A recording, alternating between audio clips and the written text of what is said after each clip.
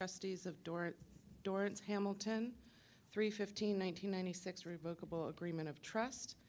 As you all know, they are seeking approval to develop the properties at 208 and 228 Stratford Avenue and 18 Forest Lane in Wayne. At this point, I'm going to turn it over to John Rice. He's our township solicitor, and he will help run the hearing for us, the commissioners, tonight. We sit sort of as judges, so we'll be listening to the evidence as it's presented and ultimately make a decision, but the solicitor will be guiding us through the process. John? Okay, thank you. So just a little bit of procedural background and how this is going to take place. Some of you, I think, have been here at some of the other hearings. This is a conditional use hearing. It's like a zoning hearing board hearing. It's a zoning application. It's been filed by the applicant. They're seeking to build, I believe it's 38 townhomes on the property. We met in August and we met on December 7th. No testimony has occurred yet. We're going to start the testimony tonight. There'll be sworn witnesses that'll be sworn in. Mr. Brosman is representing the applicant. Mr. Morlear is representing the township's interest in this application. Conditional use is like a special exception that goes to a zoning hearing board. If that would be approved, then there's still a whole land development process that would have to occur.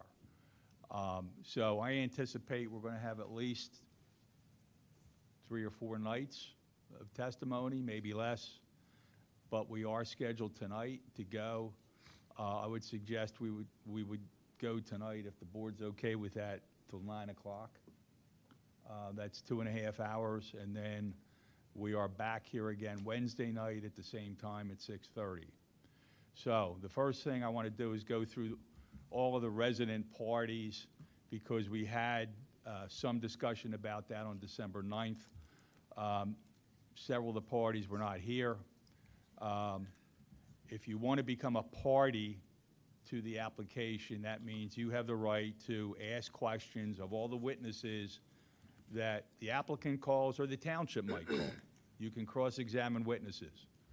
So as the witnesses are sworn in and testify, I'm going to call on each party. Do you have any questions for this witness? You don't have to have questions. You can just pass. But it's questions. It's not statements. It's not, you know, I hate this, this is horrible, or this is the greatest thing I've ever seen, or you're going to have to ask questions of the witness. He's going to call an engineer. He's going to call a planner, I guess. You know, I don't know who all Mr. Brosman will call, but that's the typical process. You don't have to ask questions if you're a party. If you're just here because you live there and you have an interest, there will be public comment on this before the board makes a decision. Once all the sworn testimony comes in, there'll be a public comment period. So you can wait till then, which will not be tonight, probably won't be Wednesday night, but whenever all the sworn testimony comes in, there'll be public comment. So any questions about party status at this point? Let me go through the list. Yes, sir. You're going to have to come up to the microphone, and please, anybody that's coming up to the microphone, pull it towards you, and you have to speak into it. Thank you, Mr. Rice. My name is Brian Curley, Briancurley, 136 Fairfield Lane in Wayne. Mr. Curley, let me stop you right there. I have your email. Okay. I'm going to call on you shortly. Okay? Thank you. Okay. Okay, I'm going to go through the list. The residents that were here either in August or December are on a list, which I sent a letter to all of you telling you that there's no objection from the applicant to your party status, but there is either an objection or a reservation from the applicant as to certain individuals. So I'm going to go through the whole list to see who's here and who's not here tonight. And then anybody that Mr. Brosman wants to ask a question of, you're going to need to come up, and he has the right to question your party status. If you don't live within close proximity to the property, you're not automatically a party. Just being a township resident doesn't make you automatically a party.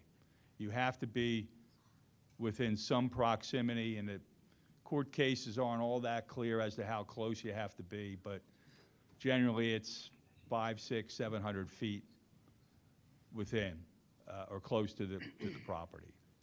And they're rules that we didn't make up, Township didn't make them up. They're the rules that the courts have established over the years in terms of party status in a zoning hearing.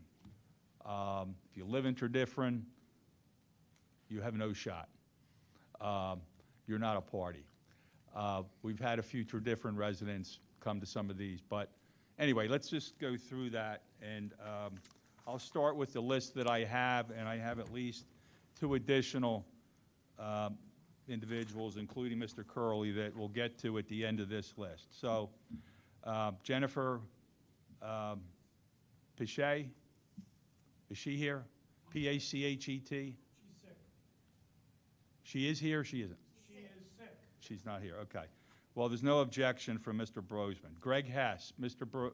Brosman has an objection to your party status. Are you here? Greg Hess, 66 Crestline Road. Mr. Brosman, I assume you still have an objection? Yes. And what's the basis of the objection? I would want him to explain his interest in the matter. Offhand, his property seems quite far away from the subject property. Okay. Well, let's hold Mr. Hess in abeyance, and if he doesn't come on Wednesday night, I think he's out at this point. You have to show up. First rule of anything, showing up. Hopefully on time. Mary Ann Mahoney, is she here? Yes. Okay, thank you. There's no objection. Brian Curley. Mr. Curley, you're already on my list, and there's no objection to you. Okay? Robbie Weirman, 101 Lantoga Road. Are you here? Okay, Mr. Brosman, I assume you have the same objection? Yes. Proximity? And she is not here. Amber Levy, on behalf of the Radnor Conservancy. I know she is here, so Ms. Levy, if you could come up. Mr. Brosman has an objection, and he may have some questions for you. I may not have an objection after I ask some questions. Okay. Shoot. Did you want to say something first? Yes, I am Amber Atwood Levy. I'm the executive director for Radnor Conservancy. Amber, A-M-B-E-R, Atwood, A-T-W-O-O-D, Levy, L-E-V-Y, 1-E. Thank you. I am the executive director for Radnor Conservancy. We are a local nonprofit. We preserve and enhance open space and natural assets within the township and have been doing so for 20 years. The organization has its foundation in response to the Alderson development. So participating in these conversations is kind of actually where we originate. So, Mr. Brosman, I'm happy to answer any questions. If I recall from a prior proceeding, is it, am I remembering correctly that the Radnor Conservancy has offices basically right across Eagle Road from the property? We do, yes. Okay. I don't have an objection to the Radnor Conservancy. Okay, So the Conservancy is in as a party. thank you.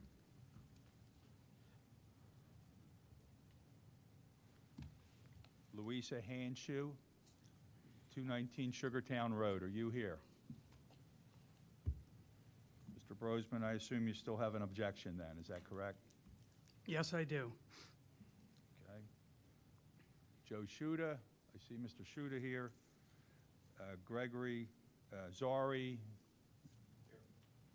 Stephen Rocky, R-O-C-C-I, 201 Bloomingdale Avenue. Are you here? Stephen? Okay. Mr. Brosman's still the same objection, proximity? I take Yes. it. Peter Clark? Not here. You still have an objection to him? Peter Clark? Yes, I'm not even sure I know I don't- where he lives or I don't anything. have an address on Peter Clark. So Peter Clark, if you're listening, you are not a party unless you're here on Wednesday night, and we can clear that up. I believe all Peggy ever got from Mr. Clark was an email address.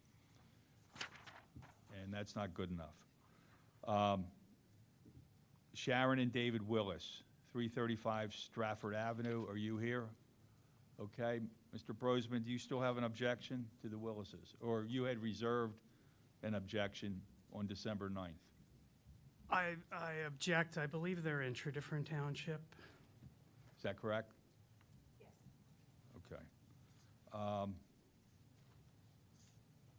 All right, so, and that's the objection. How far are they from the property? Could we have I'm not sure. either Mr. or Mrs. Willis come up? Sharon Willis, Willis. Okay, and Ms. Willis, how far do you live from the property? We're about a block down on the way towards the train station.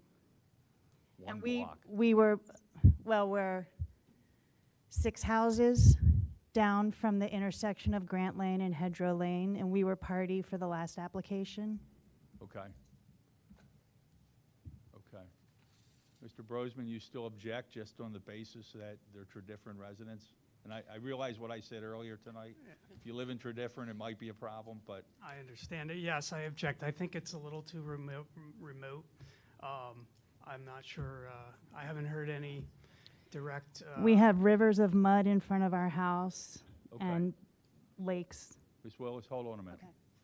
So you still have the proximity objection, is that right? Yes, and I'm not sure the direct, substantial, immediate interest that they would have as opposed to other residents of Tredyffrin.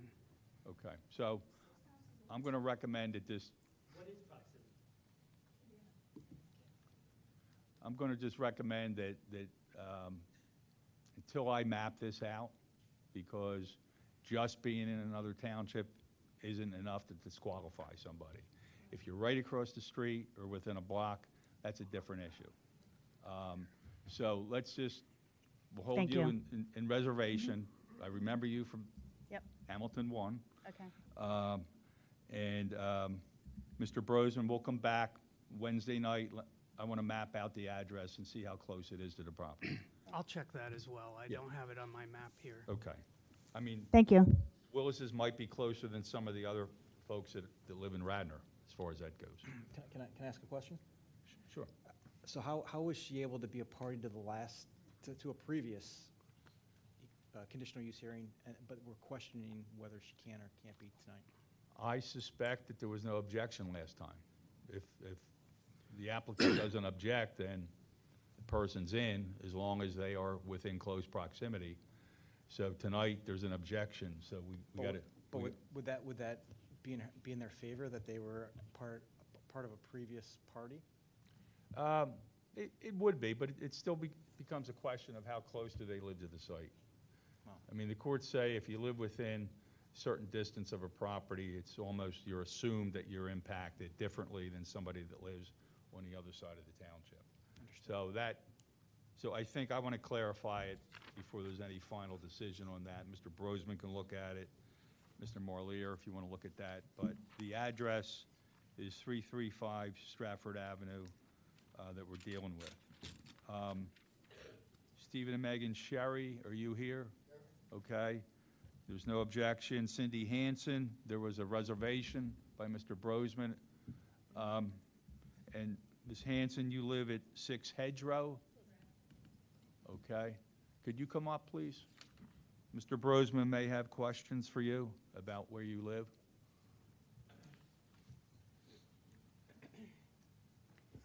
Hi, good evening. Are you in Tredyffrin Township also? I am. I'm And I'll- right on the border. I'm sorry, what was the address again? 6 Hedgerow Lane. 6 Hedgerow. I'm Is that a approximately .08 miles, less than 500 feet. Mr. Rice, would you mind if, like we did with the other, that I check the map, and you would as well? Okay, okay, I just don't have that on my map. I'm having a hard time seeing it. okay. All right, you're in so far. We're going to come back on Wednesday and map out the address. I have one other person that sent me an email, I think over the weekend, Mr. and Mrs., forgive me, Chawla, Chawla? Yes. Okay. And you live at 21 Grant?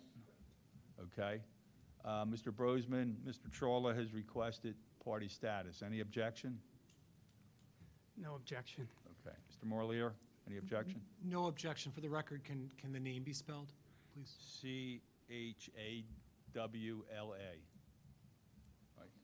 And is there a first name? Um, G-A-G-A-N? I'm sorry, I can't hear you. Yep. G-A-G-A-N. G-A-G-A-N.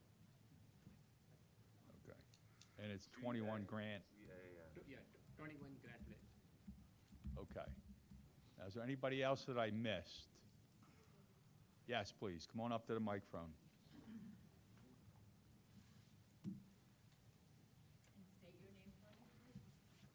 Catherine Lafarge, Lafarge.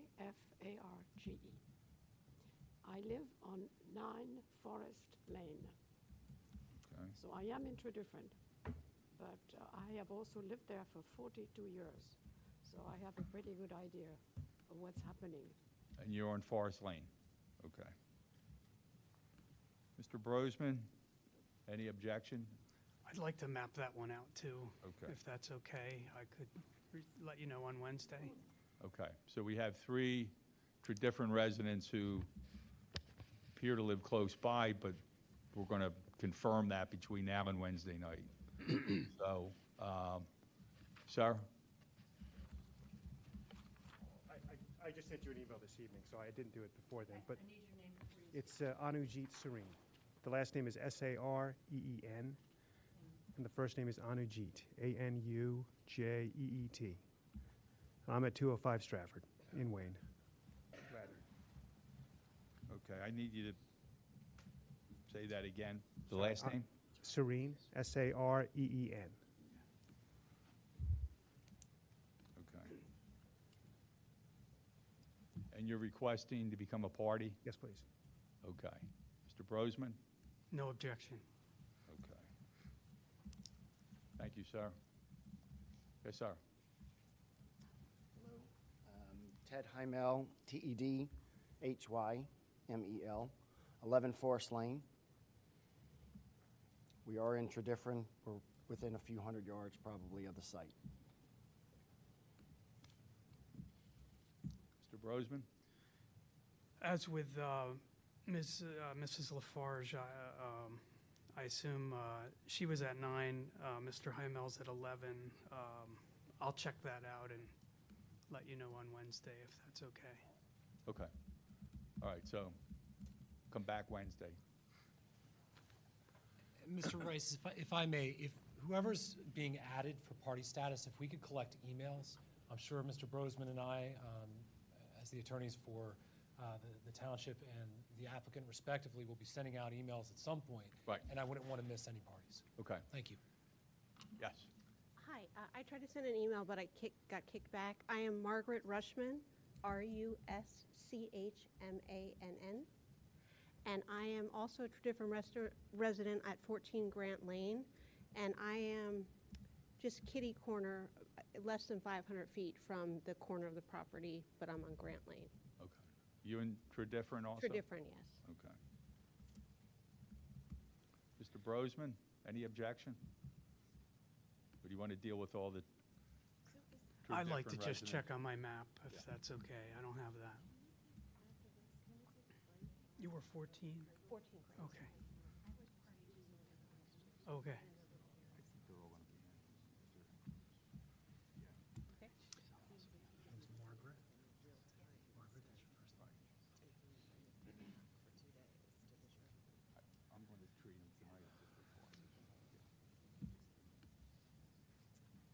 My name is Dave Satterfield.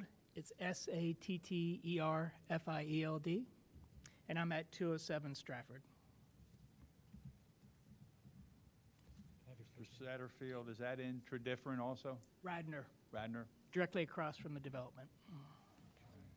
Mr. Brosman, any objection? I have no objection. Okay.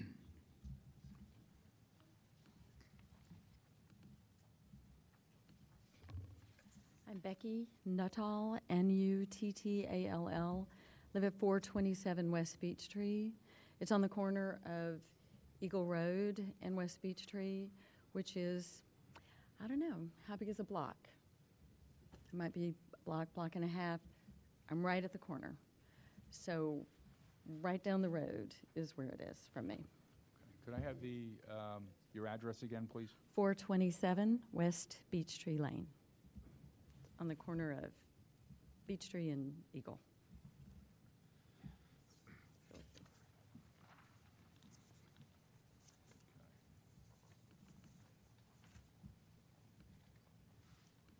I would object to that last one, although I'll confirm on the map. Okay. But it looks quite far. It looks like it's on the other side of the railroad tracks, more than a block by what I could see. Okay. Good evening, Kaz Holloway. I'm the general partner for CF Holloway St. Honore LLC. General Caswell Holloway. I'm general partner for CF Holloway III St. Honore LLC. General partner for St. Honore Holding Company LP. We own the properties at 215, 219. 223 and 227 Stratford Avenue, directly across the street from the property. From what I heard Mr. Rice say this evening, if we have any questions during the proceedings, we have to be a party. No. Is that? No. No. You can ask questions anytime. As you, if you want to question witnesses, you have to become a party. And I'm not sure. I might have no questions. I just wanted to clarify that if we need to be a party, if we do have questions during the proceedings. I mean, about the procedures and that, but questions about the application and the plan, you need to become a party.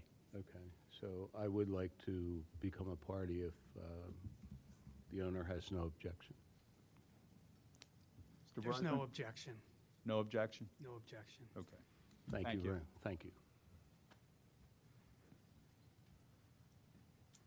Caitlin, Kaitlin, last name Silver, Silver, and I am the homeowner at 201 Stratford Ave in Radnor, right across from the property.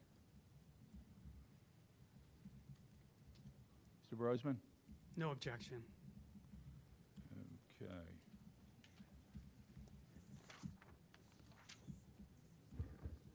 Hello, everyone. Mark Gato. I'm at 4 Hedgerow Lane in Stratford, 19087. So I'm in Tredyffrin, but I'm about a couple hundred yards from the property. Gaeto. Gaeto.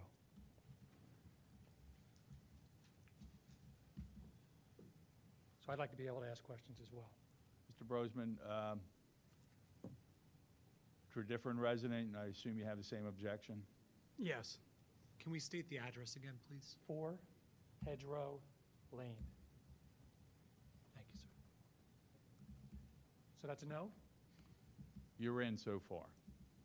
It's going to be a final decision Wednesday on that.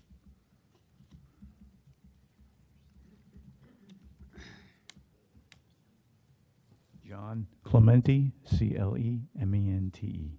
I'm at 12 Forest Lane. Same area. Right down the block. Mr. Brosman? Is that Tredyffrin Township, Mr. Clemente? I'm afraid it is. I Is have that an yes? Yes, it is. It's interdifferent, right on where I'm on the border. I think I'm the last house on the border. Mr. Brosman? Just for consistency, I'll object, but I was going to check the map on all of these, as Okay. I had mentioned. We have about a half a dozen, mainly Tredyffrin residents. Right, we're on the border. Right, the last house. So what is your last name again? Clementi. Okay. All right. Thank you. Thank you. So for purposes of tonight, I think we'll treat everybody as if they're a party as we go through witnesses. As I said, you don't have to ask questions, and if someone has asked your question already, there's no reason to ask it again. You know, because we now have 25 resident parties in addition to the township and the applicant. So trying to be as efficient as possible. I'm going to be the referee to some extent as we go through this. Everybody that came tonight and signed up, I would like you to visit Peggy Hagan, who's sitting over here, and give them your full name, your address, and your email address, because that's the way we've been communicating with hearings and any other types of notices.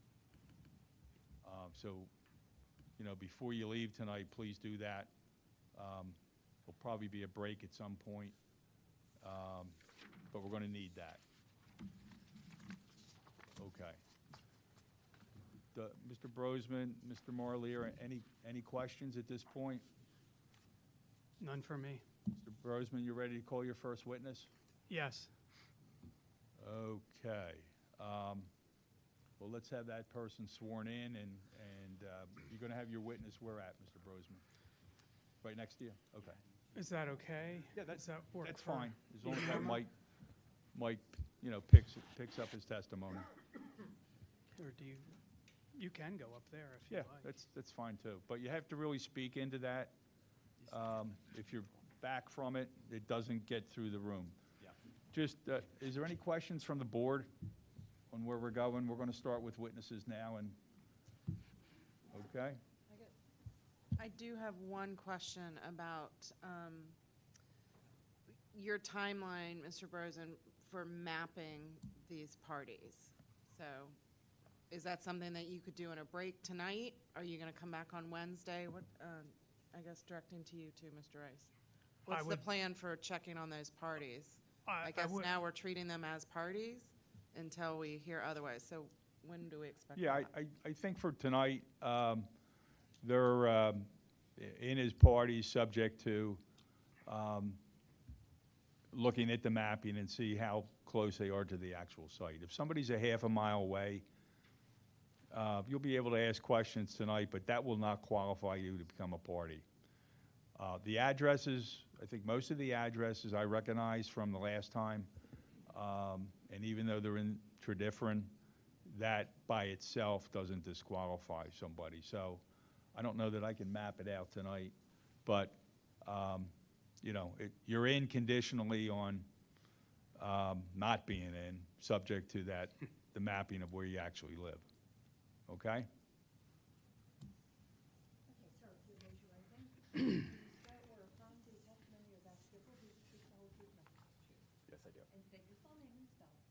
Charles Howder, Charlie, Houder. Thank you. Can everyone hear? Yeah, I hate to, yeah. And I also have my back to everyone, which also is unfortunate, but. Would you rather come over here? Is there another mic Mr. Hatter could use, or? It's up to you. I mean, you know. They can use my mic, and if I object to something, I can yell. Perfect. Thanks. If you want to sit, so you don't feel like. Can I pull this out of here?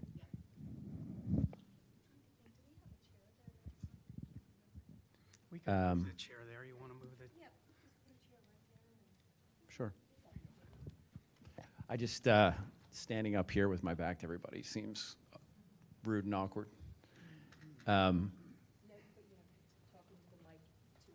Oh, okay. You know what? Maybe I'll just stand.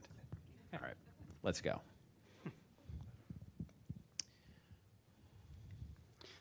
Charlie, could you state your business address for the record? It's 40 Morris Avenue in Bryn Mawr, Pennsylvania. And are you also a resident of Radnor Township? Yes, I am. And could you briefly describe for the board your background? I am a real estate investor and developer. I've been that for about 25 years. We invest in and develop all sorts of real estate, but have a particular specialty, I guess, in taking on substantial projects, in many cases which have had difficult approval processes because of their complexity, or in some cases they were, for want of a better word, kind of messed up when we got involved, and we were able to engage in a process and get it figured out and resolved and ultimately developed.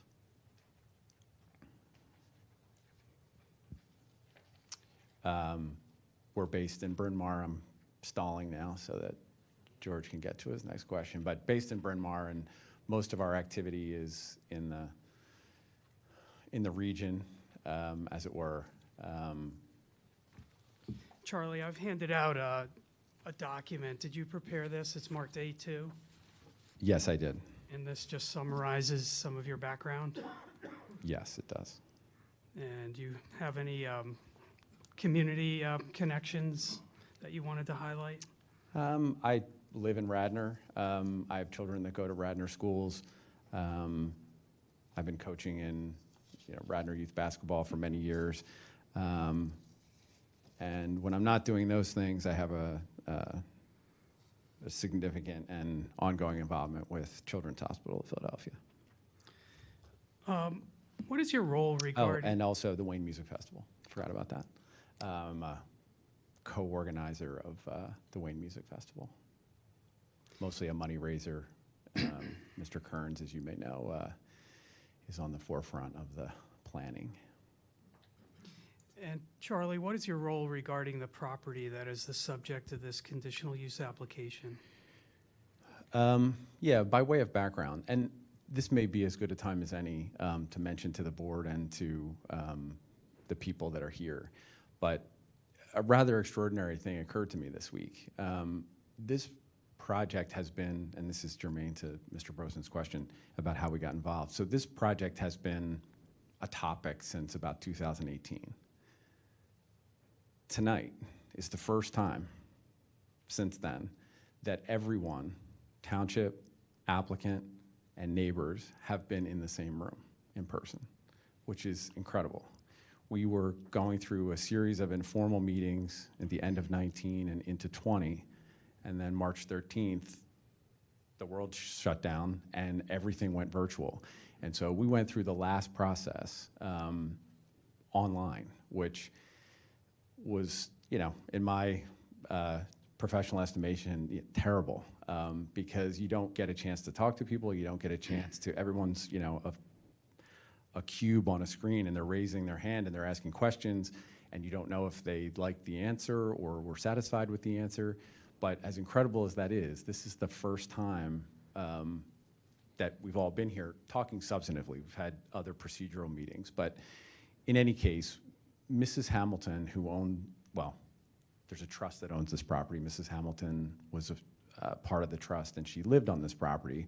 She died in 2017. And so of all the assets that she had, this is the one that the trust that owns it was charged with taking it through a process. As you know, it's a somewhat unusual property. It's got her house on it. It's got some other buildings on it. It's got a bunch of other buildings spread all over. It's very unique, and it's very unique to her. It would be, I think it was hard for the family and the trust to think about somebody else stepping into this property and using it the way she used it. So they determined in their fiduciary capacity that this should be taken through a process to find its highest and best use. And so having a relationship with the family and knowing, they asked us, would we be interested? And we said yes. So, so that's a long-winded way of answering your question. So you personally in your company, you're not a developer in this matter. You're working directly for the trust that owns the property? Yeah, we were essentially hired by the trust, and ultimately, if there are homes built here, those will be presumably built by a builder, a home builder. And many people may know this, but generally for those who might not be familiar, you mentioned Mrs. Hamilton, but could you tell us a little bit about her and her connection to this property? Yeah, well, she lived here since the 50s, raised her kids here, lived here for decades. She, I'm no authority on Mrs. Hamilton, but I think she's relatively well known in the community. She had significant means, and she was known to be very philanthropic. She supported a whole laundry list of causes in the suburbs and around Philadelphia, from Jefferson Hospital to the University of the Arts to everything in between. So when she passed, she had, I guess, put the property into a trust form of ownership prior to her passing. And when she passed and no longer lived here, then it was fell to the trustees to do something with the land and essentially find its highest and best use, which is what brings us here today. And did she have a connection with the next door Eagle Village shops? Yes, she, yeah, and I'm speaking somewhat loosely because I'm not speaking in terms of the legal forms of ownership, but she had an ownership interest in the Eagle Village Shopping Center, which is adjacent to her house, and was also involved in some of the businesses there, Valley Forge Flowers, and others, which she helped to build out and, make them look the way they do today. And over the years, since the 1950s, was there development near and around Mrs. Hamilton's property? Yeah, definitely. I mean, yeah, I think starting from when she moved there, it probably looked extraordinarily different than it does today. And most of, I think, the surrounding neighborhoods have filled in significantly, certainly since the time she started living there, as well as the commercial corridor of Lancaster Avenue.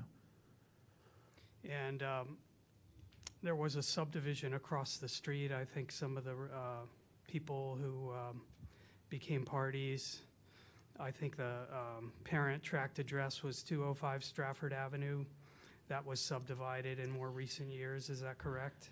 Yep. Yeah, there's a decent amount of new construction along Stratford and in the neighborhood.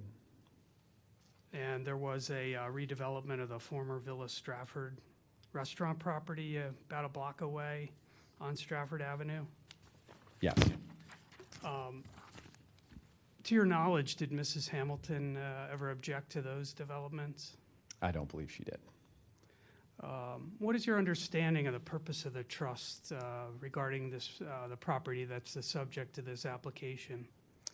So I'm not a trustee, but as we've been advised, it's a trust with a charitable purpose. So the trust has assets, and in accordance with the dictates of the trust, it donates a portion of those assets and the income to charitable causes. The causes that it has elected to pursue are educational causes in the greater Philadelphia area, in the 5-county region, as well as it supports the University of the Arts. So, so in addition to any other assets that it has, when this property ultimately gets sold, those proceeds will go into its coffers and it'll continue to amplify those efforts. And how did you go about advising the trust regarding this property? Yeah, well, that's important. I mean, one of the things that I was hoping to do, per my statement earlier about us all being sort of in the same room together, and also noting that some of the board members weren't here the last time that this was submitted, is just sort of talk about, I guess, a little bit of the history here, which is when we were asked to look at the property, you know, unlike other development scenarios where sometimes developers look at a piece of property and say, I really think it should be this. So how do I figure out how to fit that into the rules? Here, it was, what's the highest and best use of the property? We advised getting a group of professionals who were very familiar with Radnor. And so we identified Mr. Brosman principally, as well as Bern Panzak and Rob Lambert, engineers, landscape architects, land use attorneys, and said, look at the code and draw what comes out of your analysis of the code with no necessarily instruction other than that. And so they did that, and what resulted was them recognizing that the conditional use is an option in the R4 zone. You can go single family, you can go conditional use. If you go conditional use, you have to meet certain rules. They drew the plan to meet those rules, and that was the plan that came through the last time, and it was denied. And it was denied based on the fact that two reasons. It was one, that there were stormwater facilities under what was considered open space. We thought that was okay because it was true open space. It wasn't a swale or a stormwater retention basin that we were trying to count as open space. It was a lawn that was going to have an underground system. And then the other objection was that because we had open space spread around the property, it wasn't quality open space. So those are both things that we didn't necessarily agree with. We actually thought that it was okay to put the stormwater facilities under the open space as long as it was still usable open space on top. So in response to that denial, we went back and said, okay, fix it. Now, in the meantime, the township changed its rules and said that you have to have 25% open space instead of 15% open space. And so guys went back and they redrew the plan, and it resulted in the plan that you see today, which is 38 units, not 41, has all the stormwater management separate from the open space, other than the small amount that is allowed to overlap. The new rule says that you're allowed to have a certain amount of overlap. And the 25% threshold, which is the new open space threshold, is met. So we submitted that plan, and that's the plan that's before you. But if I may, and I'll ask for, I guess, I don't know if I need latitude or not to talk about this, but Charlie, before you do that, yeah. You mentioned the ordinance changes. Was there something added also that said that the open space, the required common open space, has to be contiguous unless otherwise approved by the Board of Commissioners? Yes, yeah, so that was the other change. So essentially, we interpreted that to mean that to count anything as open space, it had to be mashed together. So you couldn't have an open space here, an open space there, you had to have it all concentrated. So all that resulted in the plan that is now submitted and before you. But the other thing, and this is why I think it's so important of everybody being here together. So while we were getting ready to submit that revised, what we hoped would be a responsive plan, we continued to have dialogue with the neighbors. And our focus, was on the folks on Grant Lane and the folks on Forest, and making sure that those border conditions, because those are the adjacent properties, were as great as they could be. So we called sort of two broadcast, sent out emails to as big of a list as we could come up with last summer. And one was on a Tuesday night, and then we had one on a Saturday in the morning, just to try to create some different possibilities for people. So the interesting thing that happened was that the folks that came out were the Grant Lane residents and Mr. Shuda, who's behind me, on Forest. So the purpose of the meeting was to go through the plan that's before you and explained the 38 units and why it changed from the last one. And I went through the whole dog and pony show of explaining the new plan and all the changes. And the neighbors politely listened. And then one of the neighbors, who I shall remain nameless, but he's in the audience, sort of raised his hand and said, "Can I have your pen for a second?" And he walked up to the 38 unit plan that's before you today, and he said, "What if you changed this, this, and this?" And he basically moved some buffering around and thinned out some of the units, created a bigger buffer so that we could do more stormwater on the Forest Lane side. He said, "What?" I'm going to just object to hearsay this way, Mr. Rice. Can I just ask a Yeah. question? Because,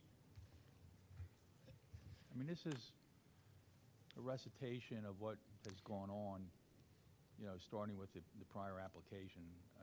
It's not factual testimony on this specific application. I mean, I understand its background. Yeah. And there is hearsay.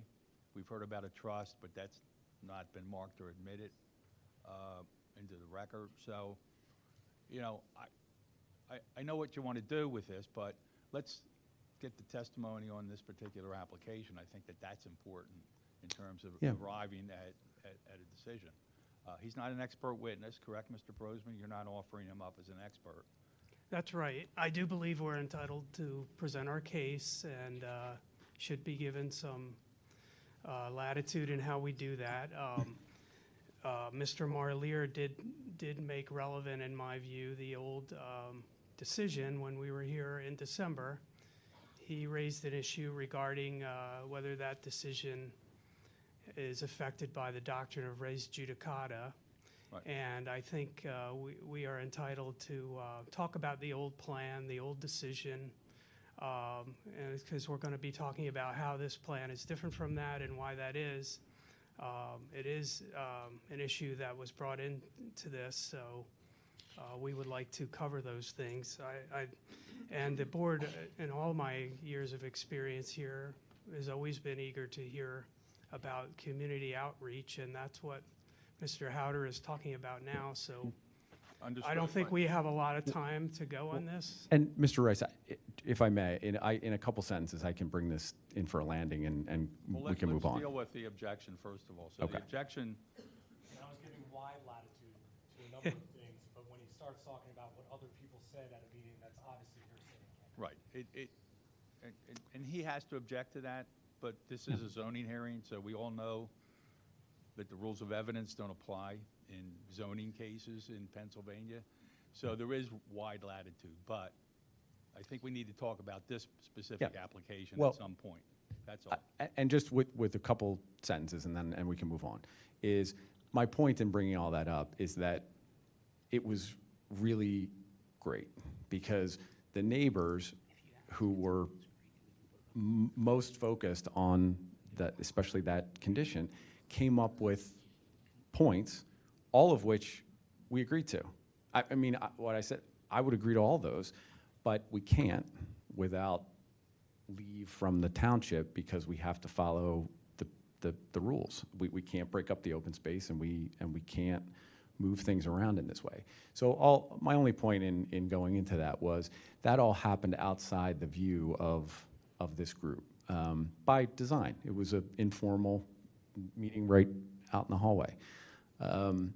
But I think it's important, even in a zoning context, to know that there's been significant dialogue and real input that I think, if explored, frankly, makes the plan better.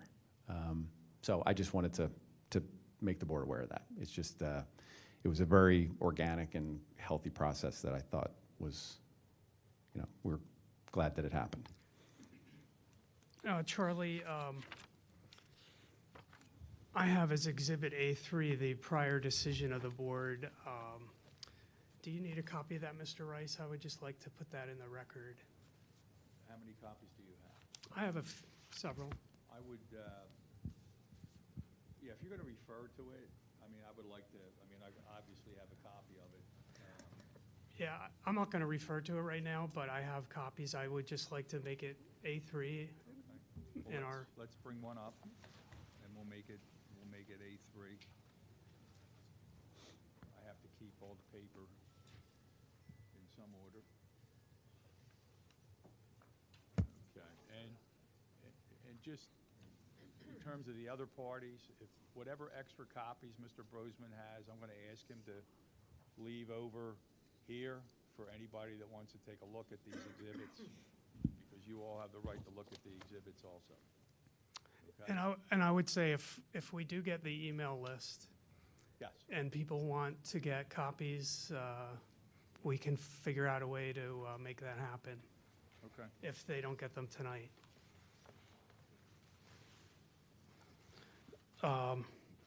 Do we have that? Mr. Brosman, do you have any more copies you can bring up here? Yes.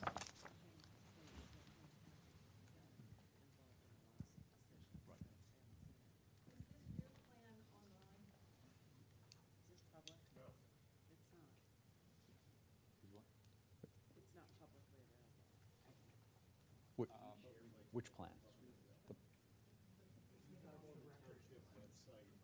Page devoted to the previous application that has all of the materials from the applicant up on it. There's been a request from a resident right now asking, is this available? It's not right now. It would be great if we could put the current materials online. Okay. Otherwise, I'm confident we'll get a lot of questions about the old plan because it's not clear on the existing site that it is the old application. Okay.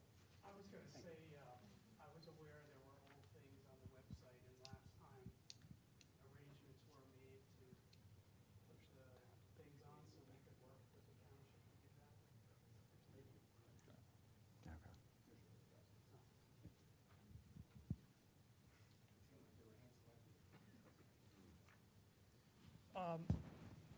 Charlie, could we put up Exhibit A for this? Just to give, or before you put it up, to give Mr. Marlier an opportunity. This is what we're calling the neighbor plan. We just wanted Mr. Bozeman, for the, can you use a mic so that everybody can hear clearly? to give fair warning before we flash it up there. It's what we're calling the neighbor plan, which is basically the what arose out of the meeting that Mr. Howder mentioned. And we're not going to go over it in great detail, but we wanted to provide it. We also wanted, some of the neighbors on Grant Lane that were involved in this to, know that we hadn't forgotten about that. So is that okay if I move to A4? Sure. So this is we're calling this A4, the neighbor plan. This is not the pending conditional use plan that's in front of the board, That's correct. right? Okay.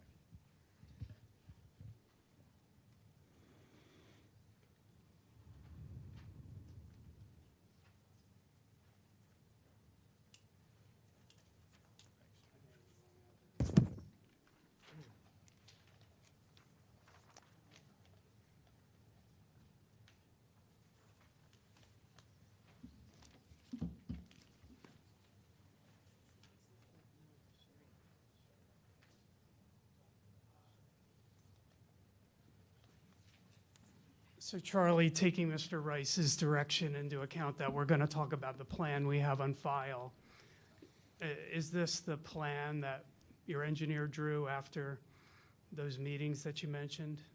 Yes, So this is not the plan that's on file, correct. but this was your understanding of what the neighbors on Grant Lane were looking for? Yeah, there's one thing here that's not shown, and it was only because, again, we would need leave from the township, which is a third entrance onto Eagle Road. It is the Oh, inset at the bottom. I'm sorry, you're right. So, good point. For everyone looking for clarification, we show it as an alternate down below. But all of these changes we were in agreement with.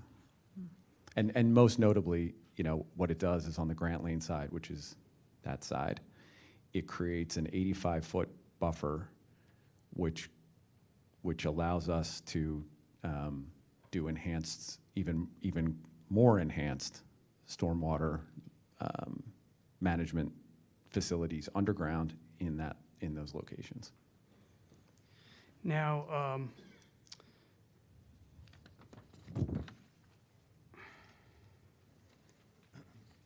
Mr. Lambert's going to go over the, I'm just going to take a break while.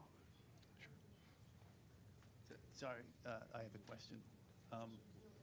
On these, and I can see if I squint or whatever, the one that's up there now, it's from September.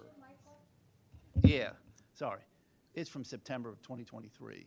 And the one that's on file that I've looked at prior is from May of 2023. Right, the one that you just handed out in the lower right corner is from September, which is the one you're calling A4. Right, so just when you give these, just so we have it like in order, like I think it would help to say the dates on them. It's hard to see.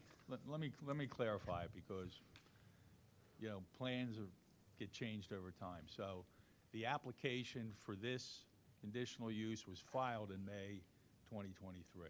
So that's the plan that's in front of the board. During the course of the conditional use hearing, the applicant can come forward with other plans, you know, that maybe is better than what was filed, or they think is better, or you think is better than what was filed in 2023. So that's what we're looking at now, correct? That's right, and it's mostly a result. And again, I think it's in every land development I've ever been involved in. Plans get better when you take input, and this to me was really the hallmarks of it all came from that meeting in July of last summer with the Grant Lane and Mr. Shuda neighbors.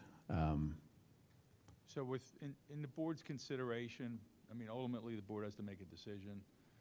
That decision, you can consider this new plan or any aspects of this new plan that you think, you know, are better or worse than, you know, what was originally filed. Sometimes this becomes a moving target,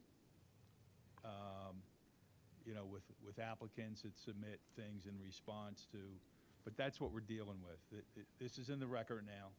The original application, Commissioner Riley, was what you looked at and what I think everybody has, and is probably what's posted on the township's website from May of 2023. This is an idea, a modification, an idea, something that the board could consider in coming to some resolution or decision. Will you be going into specificity around what the changes are between what was submitted and what we're looking at? I can. It's It might yeah. be helpful to Yeah, understand what changed. Absolutely. So, try What's the next plan? without this being this is what we drew in response to what we heard. So what we heard was these folks, Grant Lane neighbors, all in Radnor, and Mr. Shuda. For the record, you're referring to the Grant Lane residents to the north of the property, immediately adjoining? That's correct. Share border, and with the way that the land falls, you know, they feel impacts from stormwater. And so right now, this property has no stormwater management and is an empty property. So the idea is how do we get as much stormwater management as possible in this corridor? So what we did was took the buffer from here, which is, and I'm approximating, but the buffer that is in the submitted plan, following the dictates of the code, would have the buffer right around here. This You're takes. saying here for the record. I'm sorry. Could you be more? On this, is it 30 feet, Rob? 25 feet? 25 feet. So this takes it out to 85 feet. Also, instead of having 5, 1, 2, 3, 4, 5 on this, we'll call northern Grant Lane border, it takes away this middle unit and makes it less dense here. The other thing it does is it gets to that amplified buffer by making this common green smaller. On the submitted plan, because of the contiguousness requirement, all of the open space is in this center green. Open space is great, center greens are great, but the one on the submitted plan is so enormous that it sort of like loses its function. It's almost too much of a good thing. It's 1.8 acres of square open space, which, just to frame that, that's roughly the size of the Radnor Middle School playing field. What this plan did is distributes it and you know, what I guess maybe to paraphrase, quality open space might be in the eye of the beholder, and this center green, I think, still works great as a center green. These buffers are still great on the Stratford Avenue side, but this buffer becomes a mega buffer on the Grant Lane north side. The other specific thing, obviously it adds this entrance onto Eagle, which again we can't do without leave of the township. But the other thing it does, and this is a significant point, the current filed plan does not include this parcel here, which is 22 Forest Lane. I'm sorry, 18 Forest Lane. My apologies. 18 Forest Lane. This is a house right now that a woman lived in that worked for Mrs. Hamilton. The current plan doesn't include that lot. One of the stipulations that we made as part of this desire to speak to these neighbors is basically take this house away and make this forever an open lot. It'll be a landscaped lawn. It'll be landscaped and taken care of by the HOA. It'll have additional stormwater management underneath it. And it just, in the totality of, you know, honestly, the good faith and good ideas put forward by these neighbors, putting this into the mix as something that would just create, you know, and again, I'll try to describe this. Going west, so the land falls this way, sort of the direction of this cursor, towards the west. And so all of this amplified catchment area, all underground, feels like good steps in the right direction for stormwater. So anyway, those were the essential features. Frankly, that lot has great value, but in the grand scheme of these changes, I'm hard-pressed to say why they're not all good ideas.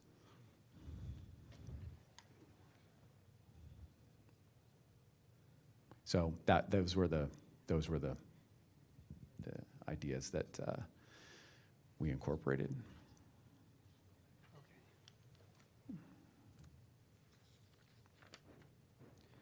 Let me just see if I have anything else for Mr. Howder at this time. You know, just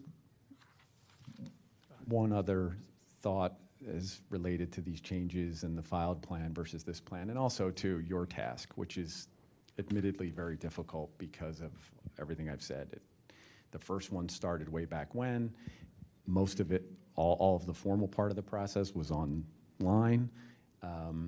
And now, you know, here we are, is that, you know, this property, I was having a conversation earlier today with someone from the Radnor Conservancy, and the point I wanted to make is that, you know, this property will be developed.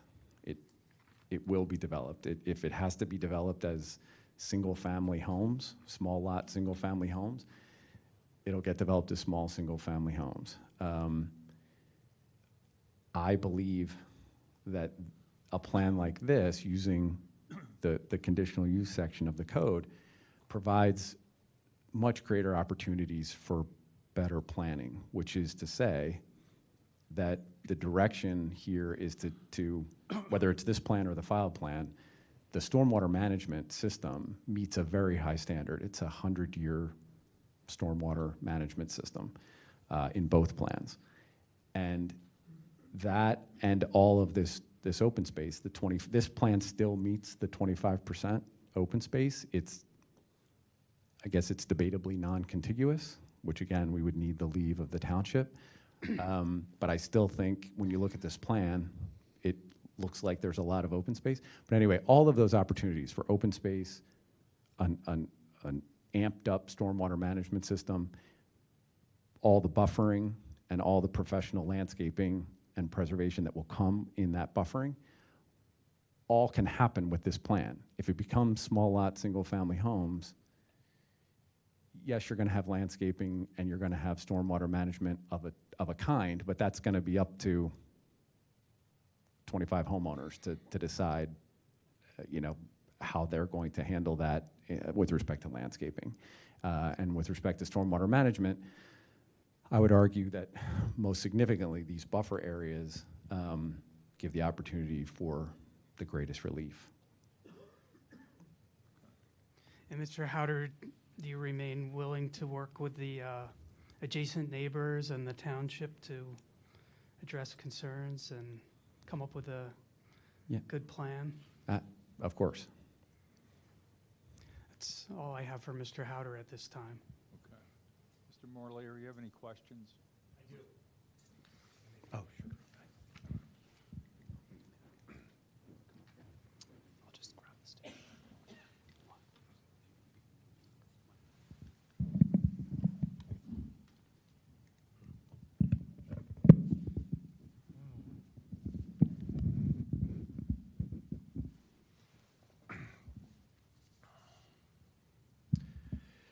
You mentioned the trust, sir.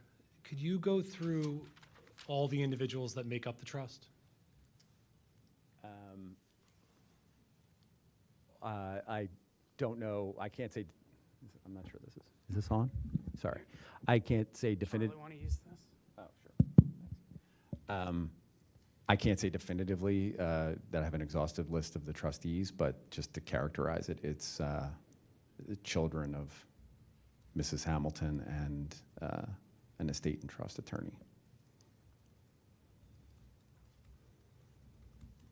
And you don't know how many children Mrs. Hamilton had that are in the trust? She has 3 children. Had 3 children. Are you able to give their names for the record so the board knows who's in the trust, who the applicant actually is?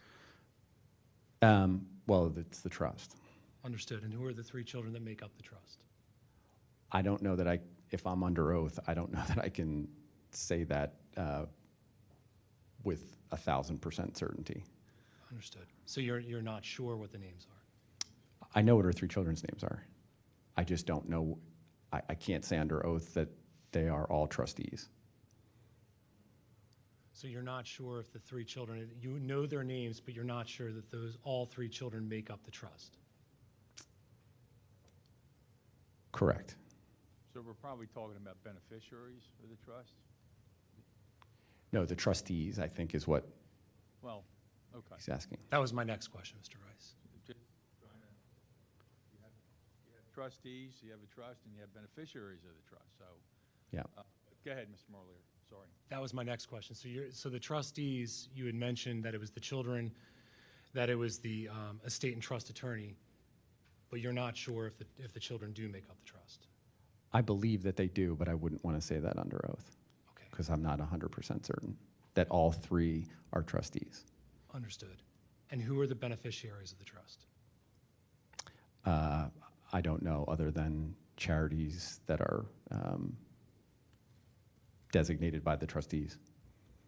The ones that have been reported to me are University of the Arts, and without specific names, some educational institutions that are in the 5-county area.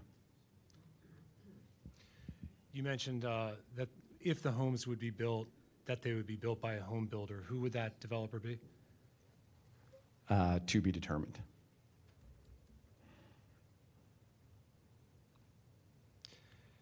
You mentioned during your testimony the homes that are being built on 205 Stratford Road across from this proposed development, how many homes are being built? The, Jeff, 205 Stratford is an existing residence. The gentleman who lives there is here. You might be speaking of the other development. I might be. You mentioned. St. Honore? The St. Honore development? How many homes are there? I think it's 12? 14.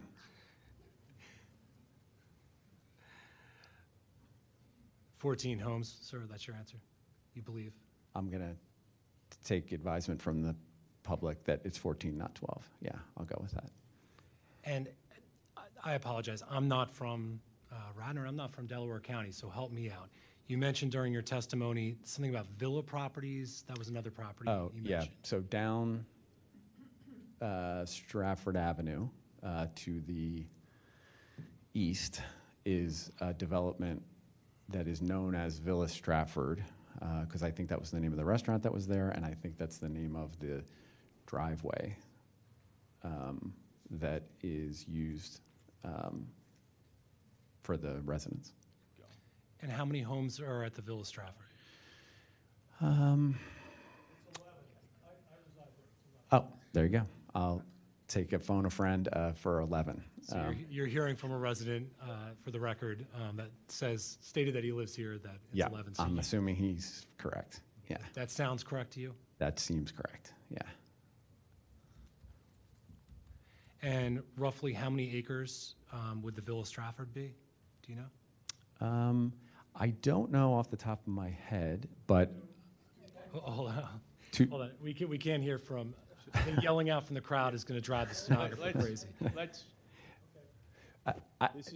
the answer is I don't know. It may be around 2.51, but I don't know. I really don't know. Understood. Yeah. Is it, I guess we could do it this way. Is it larger or smaller than the proposed development? It's smaller in acreage, I know that for a fact, and it's higher in density.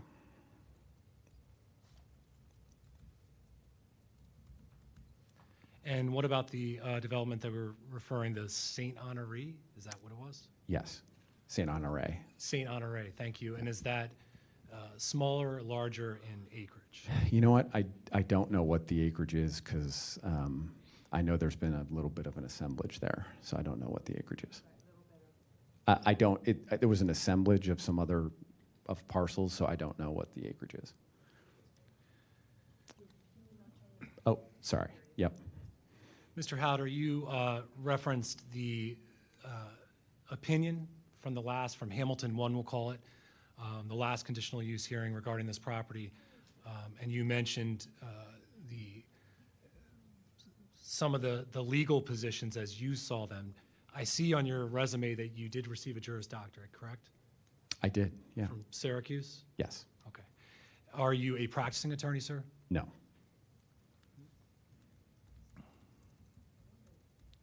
Have you ever been a practicing attorney? Yes. When did you last practice law? 2001. At that time, did you do municipal law, sir? Real estate transactions.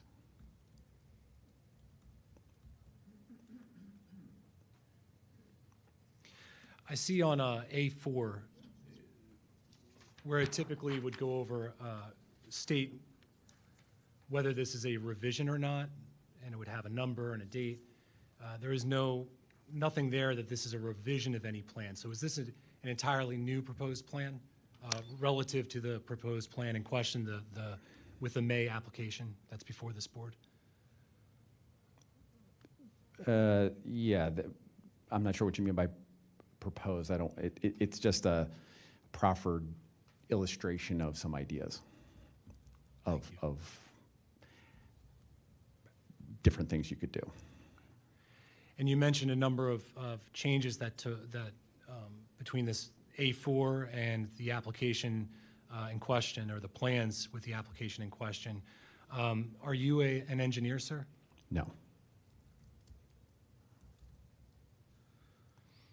Specific to this plan, did you reduce the number of townhomes? No.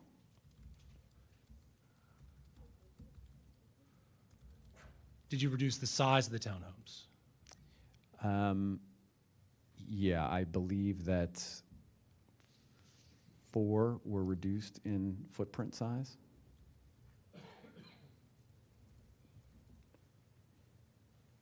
I assume, and I hope, I'm guessing everyone hopes that we'll have some testimony from an expert regarding this proffered plan, because you did reference the open space and changes you made to that. Will we be having a witness testify to some of the changes that were made? Yes, and those things that I referred to, calculations and so forth, yes. There'll be a Mr. Lambert who will be able to address that and or answer questions. Great, thank you. And you mentioned the 18 Forest Lane. That's the property, correct me if I'm wrong, towards the bottom left of the development. I think it would be northwest. Is that Yes, sir. okay? Hopefully we'll hear this from an engineer, but is that where the stormwater easement would be as well? There will be, well, yes, there will be stormwater facilities running. In this proffered plan, there would be stormwater facilities running into that space, and that it would make use of that space as part of the overall system. Yeah, as to whether there'd be easements or not, it would all be one property at that point. You know, we would presumably attach that lot to the overall, so the HOA would sort of own and control it all. And on the original plan, I'm not looking at the original plan. I don't think any of us are. So just to be clear, the stormwater as well as the sewer were coming off onto a different property. Was that to the right of 18 Forest? If you're looking at this plan to the right of it originally, is that gone now? Can I suggest, Mr. Marlier, we do have our engineer. I'm happy to give you. If you know the answer. I would defer to Mr. Lambert only because his answers on these topics are going to be more satisfactory because they're going to be more precise.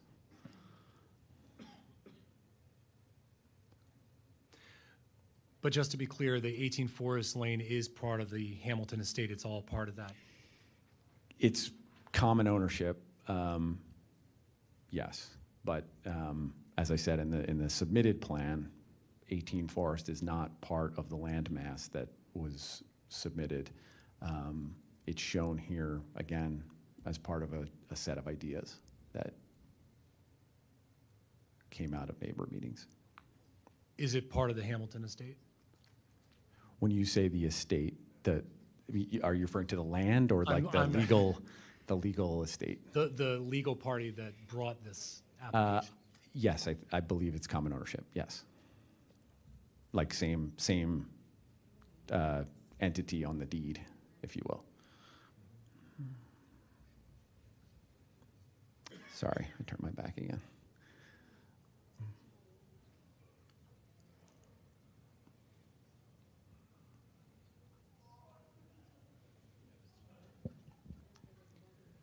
You mentioned that there was numerous differences between this plan and the plan that was submitted in May. You went through some of those differences. Just to be clear, Mr. Lambert's going to go through all the differences? He can address the differences in any level of detail, yeah, that would be requested.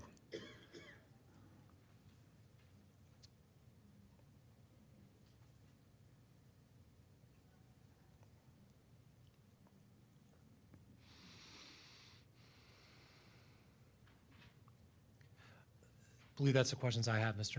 Rice, for now.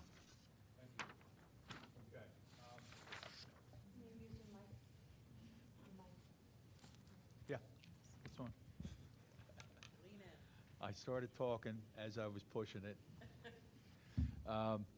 So I'm going to go through the parties that are here. And if you heard what Mr. Marlier did, is he just asked Mr. Howder about what he testified to. not some other topic. So that's what you're limited to.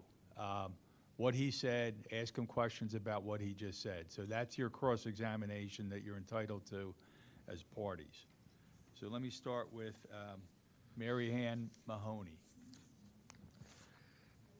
Any questions of Mr. Howder, please? You're going to have to come up to the microphone.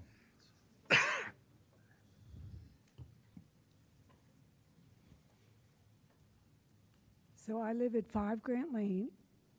The first house, I have huge problems with water.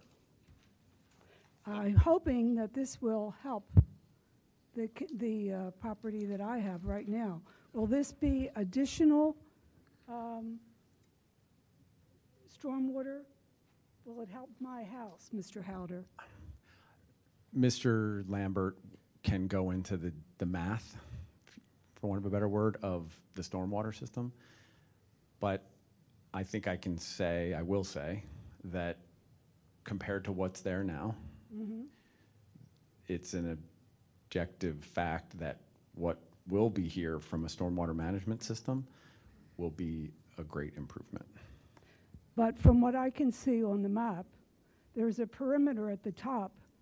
Doesn't look like there's going to be any stormwater that will be affected there. So I'm still going to have water coming down Stratford Avenue, which Is goes that directly. correct, Mr. Howder? There's no stormwater at the top? I'm going to let Mr. Lambert go through. When we look at these kinds of images, they don't always show everything that's happening in the layers underneath, if you will.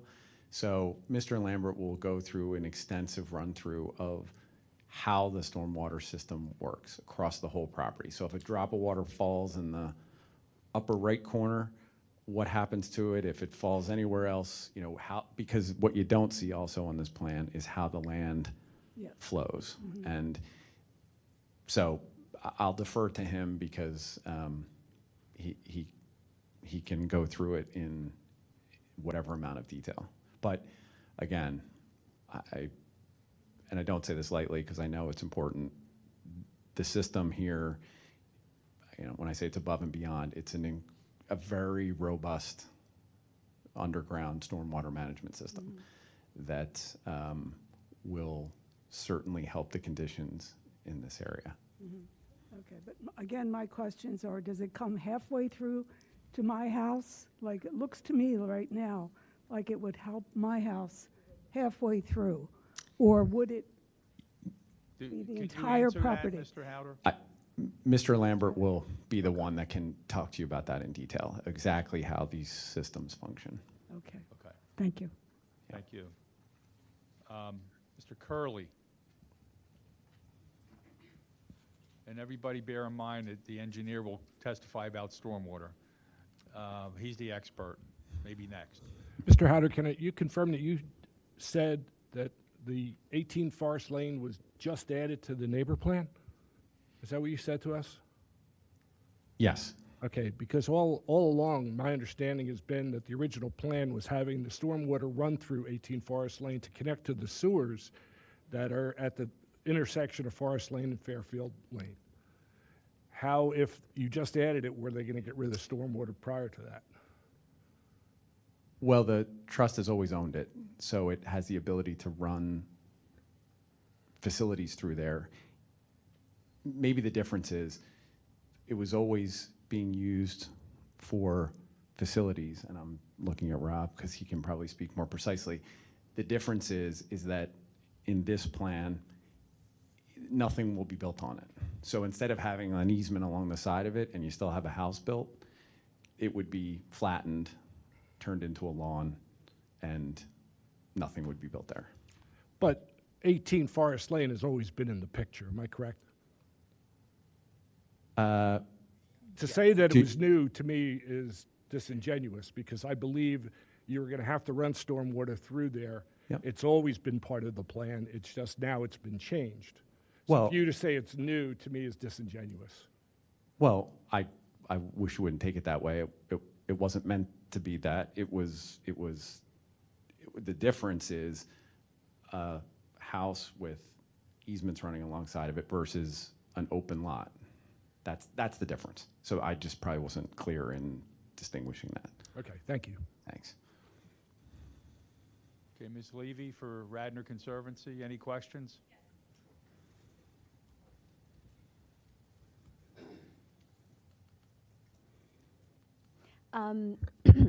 Is this the only page for the neighbor plan that exists at this moment?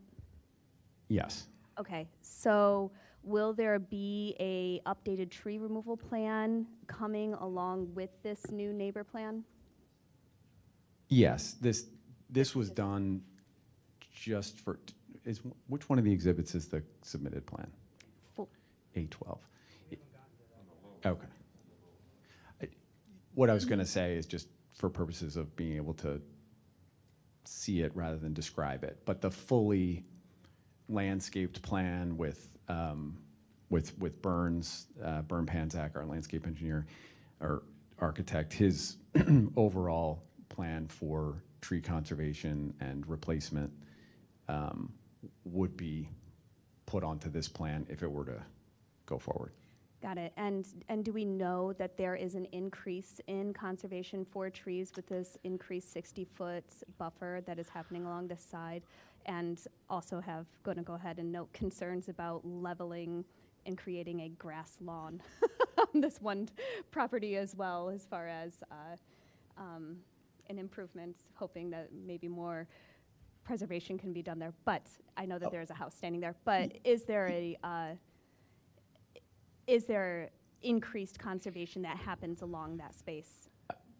Bern would be able to perhaps speak to some of that, because to be fair, I don't know that because again, this is just an illustration of some ideas. I don't know that he has done an exhaustive plan of what would happen if this was now the plan, but he did note, and he can speak to it, that just with an 85-foot buffer now instead of 25 on the Grant Lane side, you just have more opportunity to keep stuff. You know, more, and also, I just wanted to address your point about 18 Forest. When I say that it'll be kept a lawn, that doesn't mean just a rectangle patch of grass. Okay. If it, I want to be mindful of its function, but to landscape that and make it look like it's sort of a landscaped, finished whole is certainly something we would be willing to do. And my last question is, when the updated work is done, is that going to work off of current tree assessment, or is that going to work off of tree assessment from 4 years ago or whenever that tree assessment was done? Just so that we can make sure that we are working with current and present real numbers. It's all brought up to date. Yeah. Okay. Yeah. Thank you. Yeah. And I will offer up, even though Ms. Levy didn't go there, that we would love the idea of working with the Radnor Conservancy on the details of species and, appropriate plantings. Bern Panzak is great and recently won an award in Montgomery County for preservation. But anyway, we would welcome that opportunity to work on the details of this plan with the Conservancy.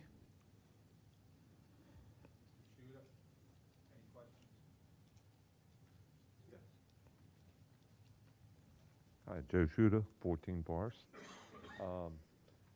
You had mentioned during your testimony that this plan, the neighbor's plan as you call it, was directly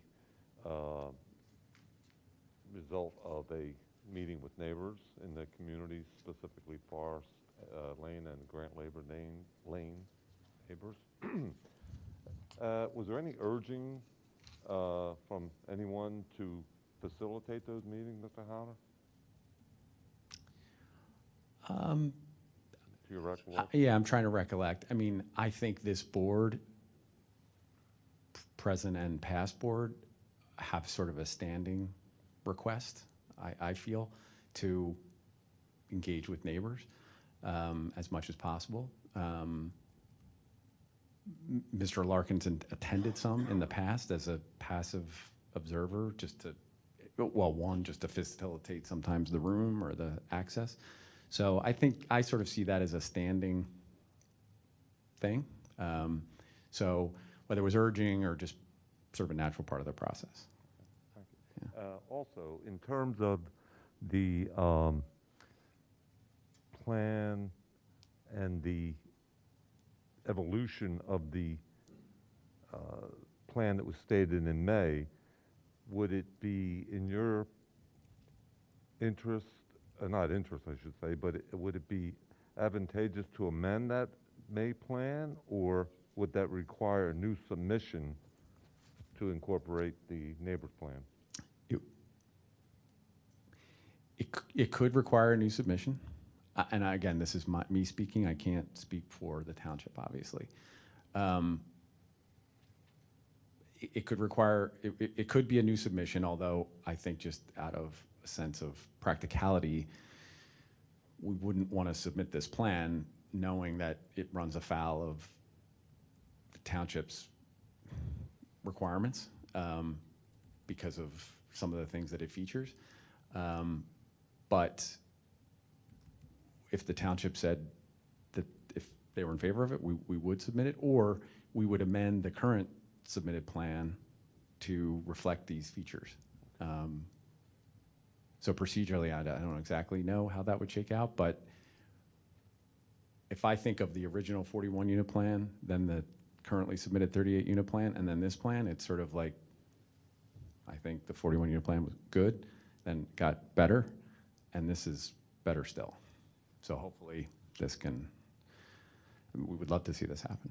So basically, if the neighbors that are most affected, being Grant Lane and proximity to the parcel, Forest Lane, that, I don't want to say support, but the fact that that would be something that was generated out of the conversations that you held with those individuals, would your opinion be that the township would be serving in its community interest by supporting that? I'm biased, obviously, and the board will make its own determination as to what it thinks is the right thing. But I just, as a general matter, I just think when you sit down and talk with people and they say, can you change this or change that, and it still, it makes it better, it seems like a good thing. Yeah. Thank you. Feels it's a good plan. Thanks.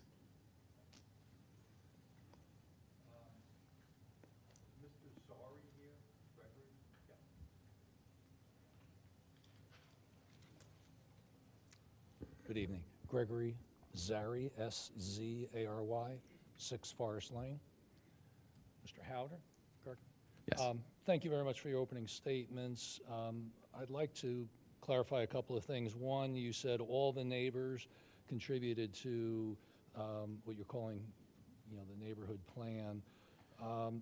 I'm assuming you're only talking about the 6 people on Forest and the Shuta residents that abut your piece of property, and not the 25 or so people that are potentially a party to this, correct? It was correct, and those were the people that showed up to the meeting.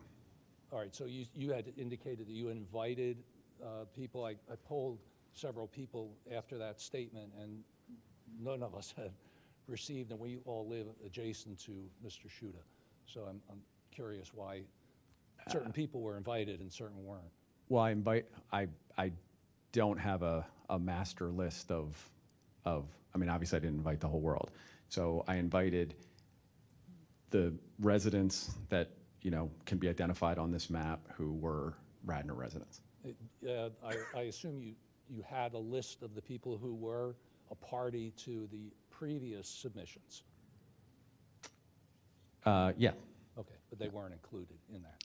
If they were not objected to and they were Radnor residents, I'm pretty certain they were. Okay, so you limited to Radnor residents then. And thank you for that. You used the phrase highest and best use. in the planning of that piece of property. I'd like to, that's subjective. I'd like to find out what your definition of highest and best use is.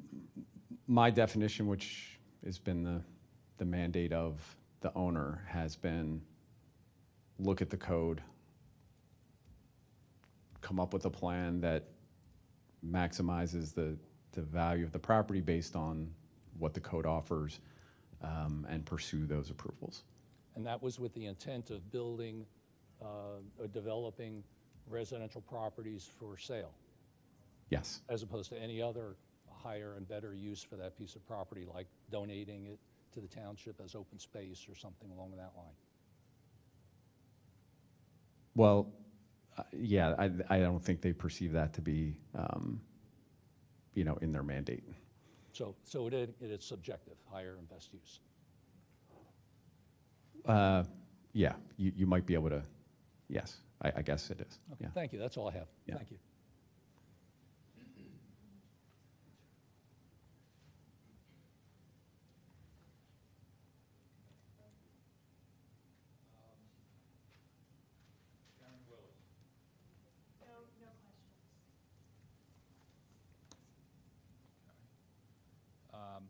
Stephen and Megan Sherry?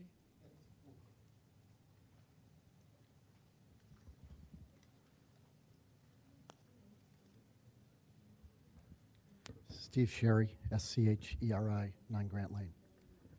Just for clarification, Mr. Hatter, what is presented to the board for official consideration right now is a plan that adjusts to the 25% change in the code for open space that is contiguous. Correct. And in your estimation of redesigning your plan, you feel fairly confident that that plan meets all of the code requirements set forth. We do. Okay.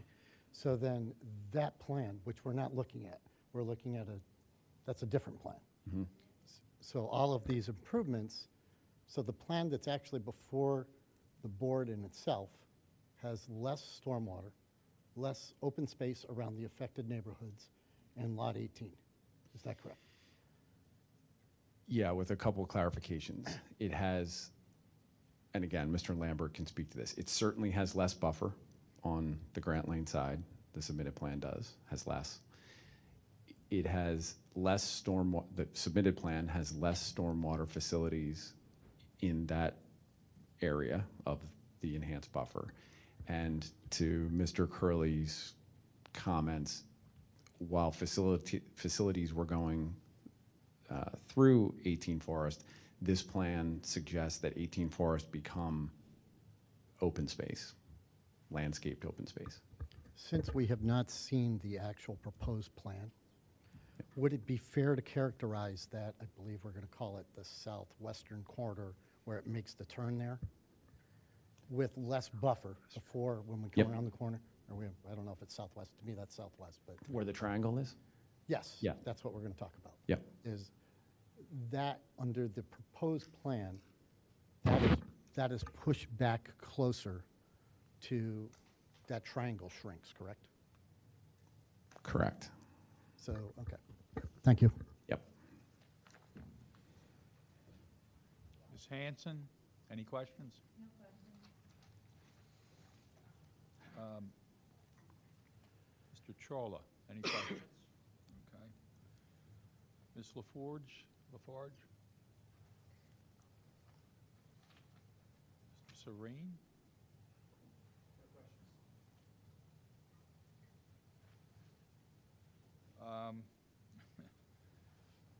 Having a hard time reading my printing here. Mr. Heimel, 11 Forest Lane. Sorry, can you speak up a little bit? I'm having trouble hearing. Hello.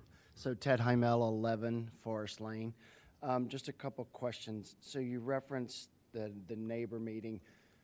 Is there a reason why you did not invite any of I understand the boundaries, but you know that there's concerns from different residents. Why did you exclude those from this neighbor meeting? Well, we're developing in Radnor Township in accordance with Radnor Township's rules, and so we made the decision to appeal to Radnor residents. And that was when, roughly, when you met with July? Those meetings were both in July of last year. So during your testimony, you referenced something from years ago, so clearly you were aware from a lot of the TE residents that there's a lot of concerns. So I'm just curious, are there any other future neighbor meetings? Because it seems like there's a lot of ideas that you're incorporating. Are you having any other neighbor meetings with only Radnor Township members, or can we be invited to those? No meetings are planned. And yeah, I mean, I certainly wouldn't object if you came. But, you know, again, our focus has really been on the Grant Lane folks, specifically, and part of Forest, with respect to Radnor. Okay. When I keep going out to that meeting, were some of those neighbors like, I don't know who they were there, were they engineers or land attorneys, or do you know? I don't know. I don't know what they do. I'm just curious for a living. why neighbors are giving you ideas. What, to me, they sound good, but how are they coming up with better ideas than the experts are generating? Yeah. This is, you've been doing it for 25, 30 years. I've heard Mr. Lambert. He's very credible. I remember him from 4 or 5 years ago. So how are neighbors coming up with ideas that you are saying to us are better if they're not even engineers or land attorneys or developers? That's a great point, because it may not have been clear, because I know that with some of the neighbors, it's like, well, if this is better, submit it. And the reason, so we could have come up with, or I'll defer to Rob, because he's the engineer.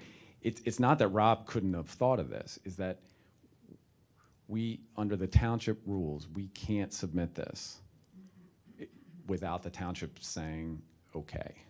Because the minute we submit it, it runs afoul of requirements that only the township can give us relief from. Can I just ask a general question, kind of stating the obvious? Are we just assuming, I mean, again, sounds like it's better. Are we assuming that you guys have run this by the board and they're like, well, if the neighbors are okay with it? Or like, why are we here talking about something? I mean, I know I'm thinking that. That doesn't exist? Well, Or it's an yeah. idea? Yeah, so I'll give you my opinion. I think that for the reasons that I said earlier, this has been a protracted process where a lot of it happened during a very difficult time where people couldn't get together and meet in person, so it got sort of stretched out and protracted. So, again, this is only me talking. We could have sort of said to the township, hey, can we come talk about this, even though, you know, it's not filed? But if I was the township, I think what I would say is, let's talk about it in the open, and in this forum, exactly as we are. And then if there's ideas that come out of this, and the township wanted to then give direction and say, hey, look, we heard what people had to say. This seems like it's got things in it that are of merit. They can then give us that direction. But to give us that direction in a conference room somewhere, and then everyone's like, well, what happened? You know, we went from this plan to this plan. How did this all happen? Whereas if we're doing it in this context, it's much more transparent. And that's why I appreciate the leave that everyone allowed to sort of go through sort of how we got here. Because, you know, and again, I apologize for, you know, feeling excluded, You but deal with this every day. It just Yeah. is very confusing to people who see this once every 5 years. Right. Right, so. Well, let me Yeah. try to clarify, just because this is conditional use hearing, so they have an application with a specific plan. Really? Follow your own rules. This is Those as are your bad rules. as that one. Yo. Okay, here we go. So during the conditional use process, you know, the original plan is the original plan, but the board doesn't have to accept the original plan. The board could, in a decision, take some elements out of this plan, because now we've seen it. it's in the record of this hearing, and pick and choose that, a condition may be that this particular property that has a house on it will be part of the plan. So it's not a fixed plan when it comes in. I mean, if they put on testimony that supports some condition or not, then the board, in its ultimate decision, doesn't have to pick one plan or the other plan. It can be a general concept subject to 25 conditions. So I'm just saying this so we can move on. Yeah. Understood. Last question for me. So we're on the TE side. We're on Forest Lane. And when I say stuff rolls downhill, clearly there's a lot of residents down there that are dealing with just the scope or the slope, I guess you could call it, of where stormwater is an issue. So can Mr. Lambert describe, even though we're not adjacent to the property, can he go through like what happens downstream, so to speak, and give you some context? Several years ago, we learned that it's not just you not having the right intentions or the right technology or whatever. There's a lot of issues with township jurisdiction going down to Old Eagle, which is, I believe, part of PennDOT. So it's been several years. Okay, we're gonna have him testify. Can he clarify all that? Just questions, and when he comes up on the witness stand, you can ask him those questions. Fair enough. Thank you. Okay. Thanks. Ms. Rushman.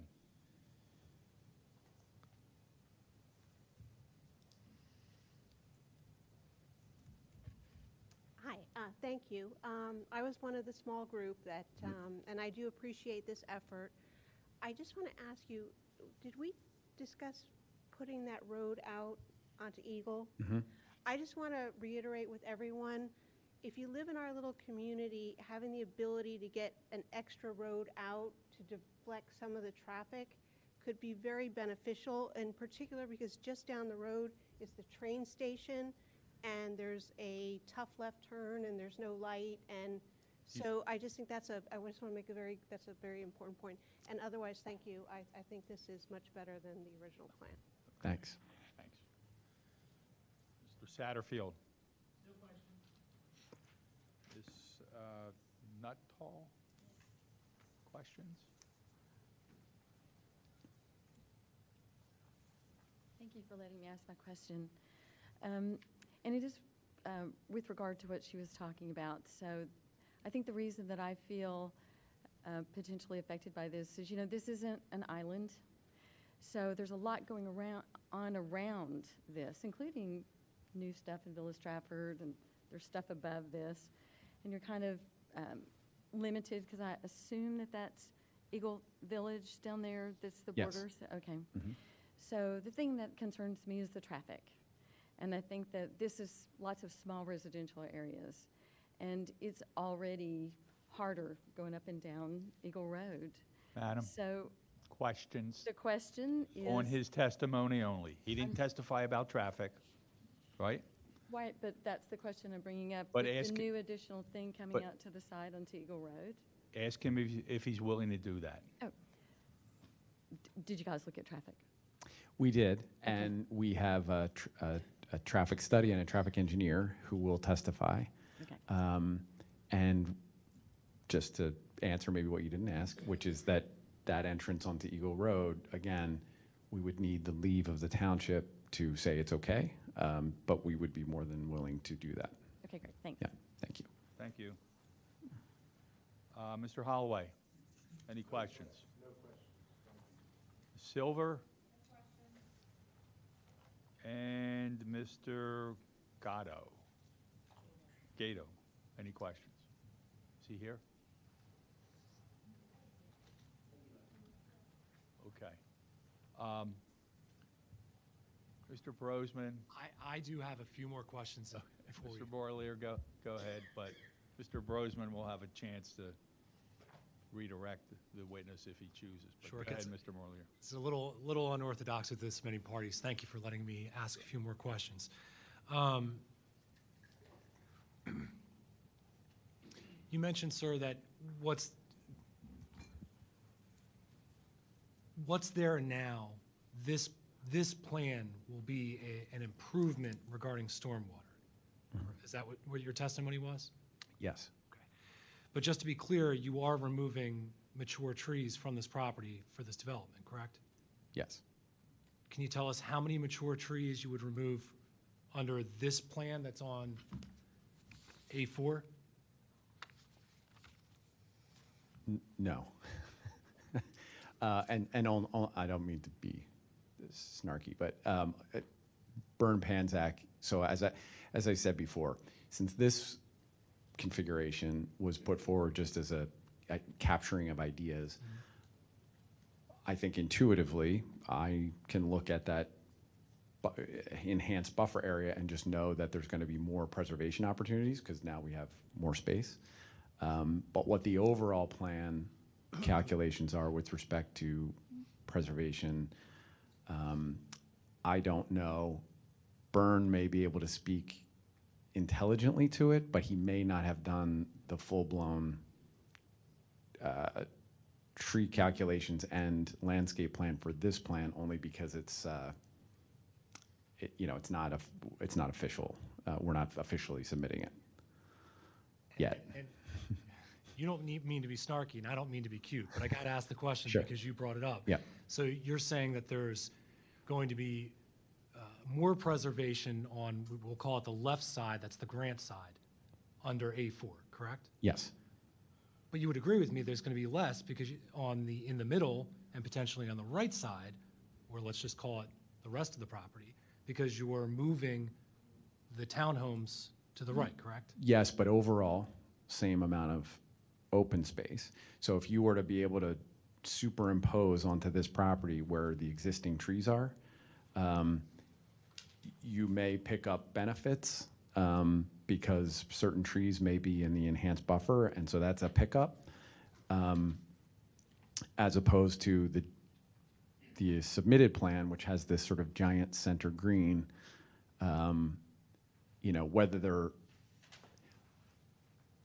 again, Byrne would be the one to speak to it, but my sense is that there are better quality trees that are probably more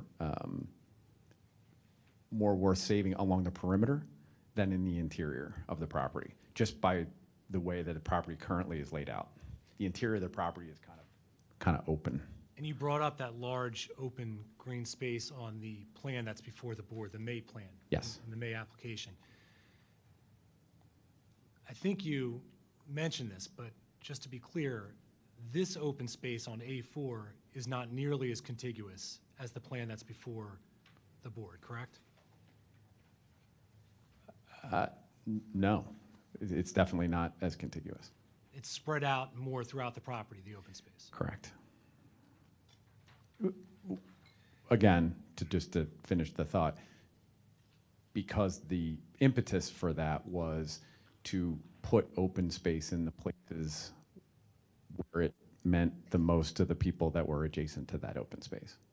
And putting it all in the center green, there are some Stratford Avenue neighbors that are that benefit from that, but again, with the buffering that's already on Stratford, it seemed like diminishing returns versus spreading it out in the way that this plan shows. And you would agree with me, though, that the people that it benefits the most would be on the Grant Avenue side, correct? The enhanced buffering on the Grant Lane side? Correct, Grant Lane, thank you. Grant Lane. Yes, yeah, certainly. Well, yes and no with one amendment to that. Yes, certainly as a practical matter, more buffering up against Grant Lane is good for the Grant Lane folks. But I think also the chance to just magnify the stormwater facilities on that whole side of the property and that corner and 18 Forest are overall helpful because of the way that water flows and the lay of the land. So the more that we can concentrate in that corner where that triangle is in the northwestern corner, I think it's better based on my understanding of the way that the stormwater works. Let's continue with the stormwater and that concept. And I'd like to kind of piggyback off of Mr. Heimel's testimony. He is in Tredyffrin. That's a different township, correct? His question, yes, yeah. Yes, he's interdifferent, yes. But Tredyffrin is within how far from the property that's shown on A4? Well, the property line is right along the other side of Grant Lane. Eighth of a mile? I'm sure in some cases it's far less. And the water does run, and again, I'm not from the area, help me. The water runs towards the Grant Lane side, is that correct? Yeah, again, I'll defer to Mr. Lambert because he's the expert, but yeah, I'll defer to Mr. Lambert. Just to be fair, Mr. Brosman, Yeah.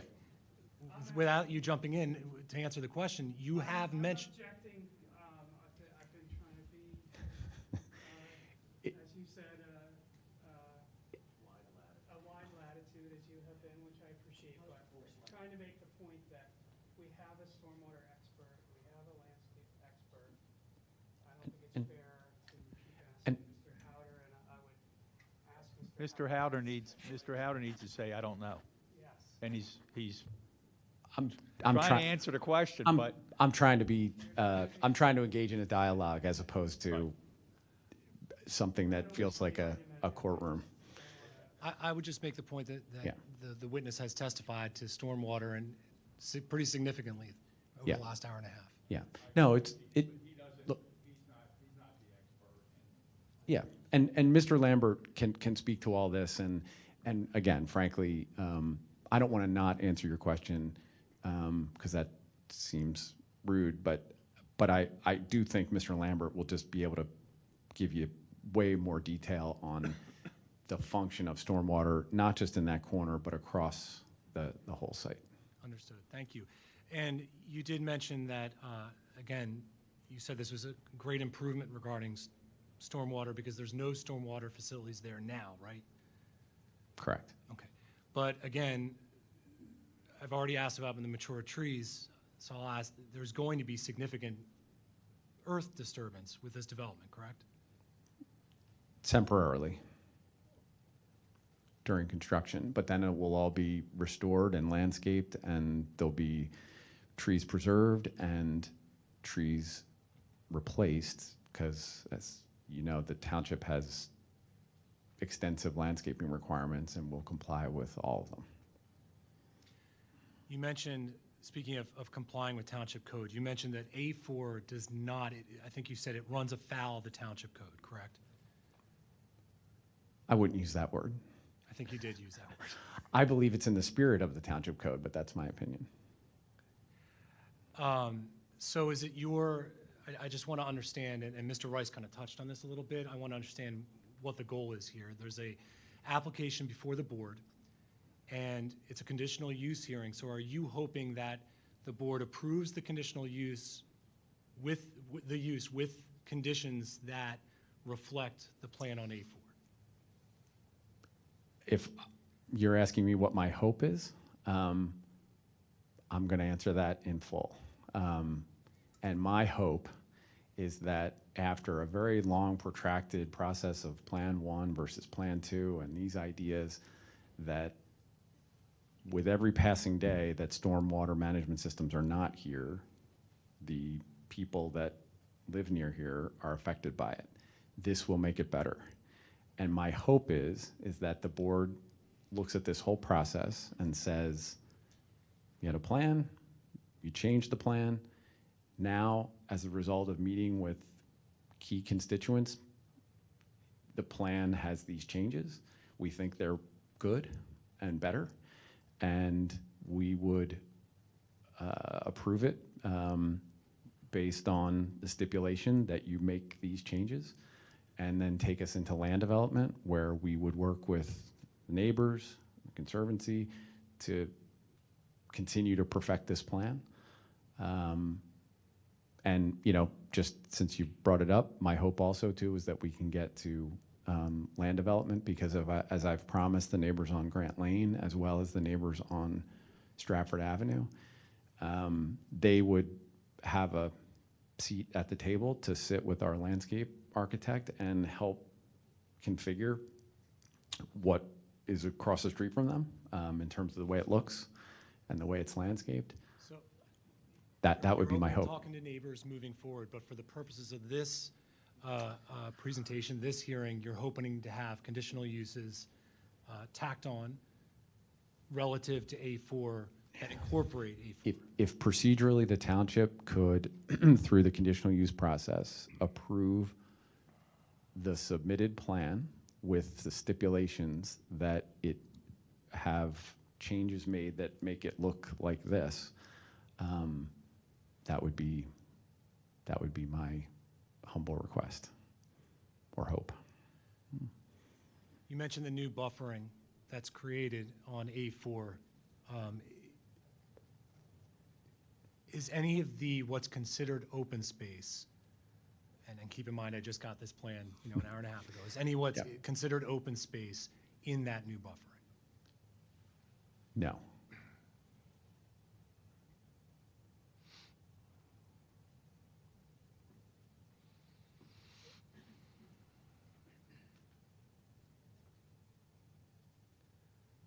I have no further questions at this time, Mr. Rice. Mr. Brosman, any redirect to this witness? Nothing at this time. Okay.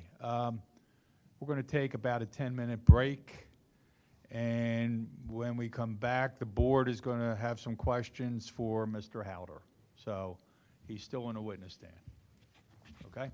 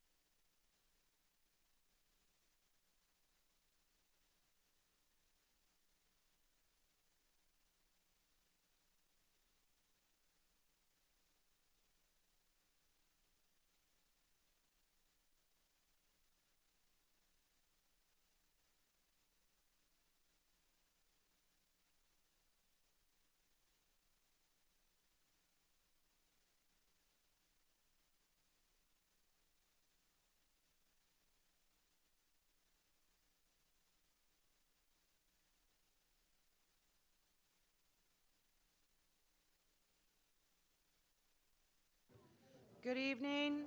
If everyone could come in and take a seat, we will get started.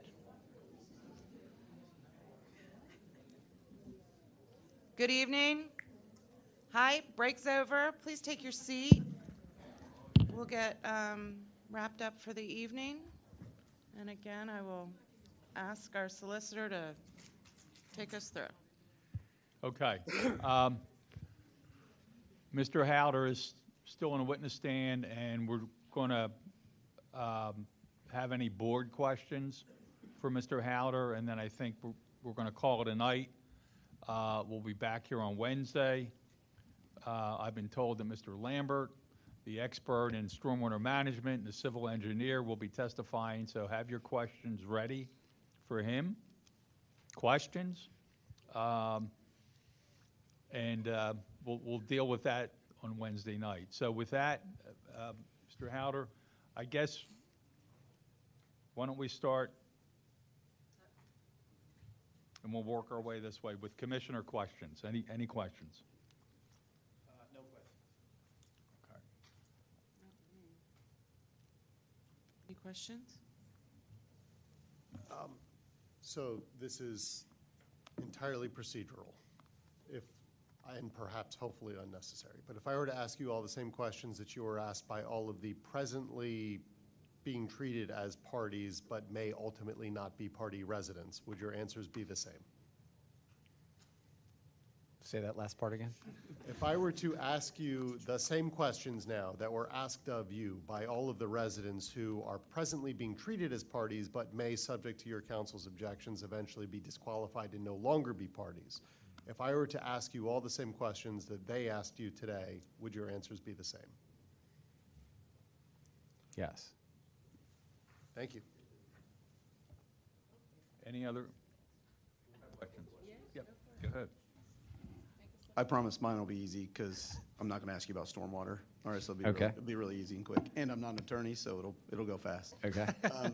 Just a couple of questions just to clarify because, Sure. again, I'm seeing these plans all for the first time. I'm new, right? Yep. This one in particular has the big green space in the middle, this A4. And I saw in the original exhibits, I think it was 28% or roughly 90,000 square feet, 2 acres, right? A little less. Yeah, Yep. roughly. Yep. We can use squiggly. I'm in marketing. We only have to be close, right? Then it's 2.5. Yeah, fine. So, but the middle here now, with this new plan, the one that you're hoping that we will substitute or create conditions around, what would you say that roughly is now? Knowing it doesn't meet the 25%. Well, overall, we still meet the 25%. Sure, just this main center. 'Cause we're not considering that stormwater area open space, right? I may walk over and consult. Do we have that? It just, obviously, I don't know if that's a number on that middle section of the green that gives the square footage. Do you have another question?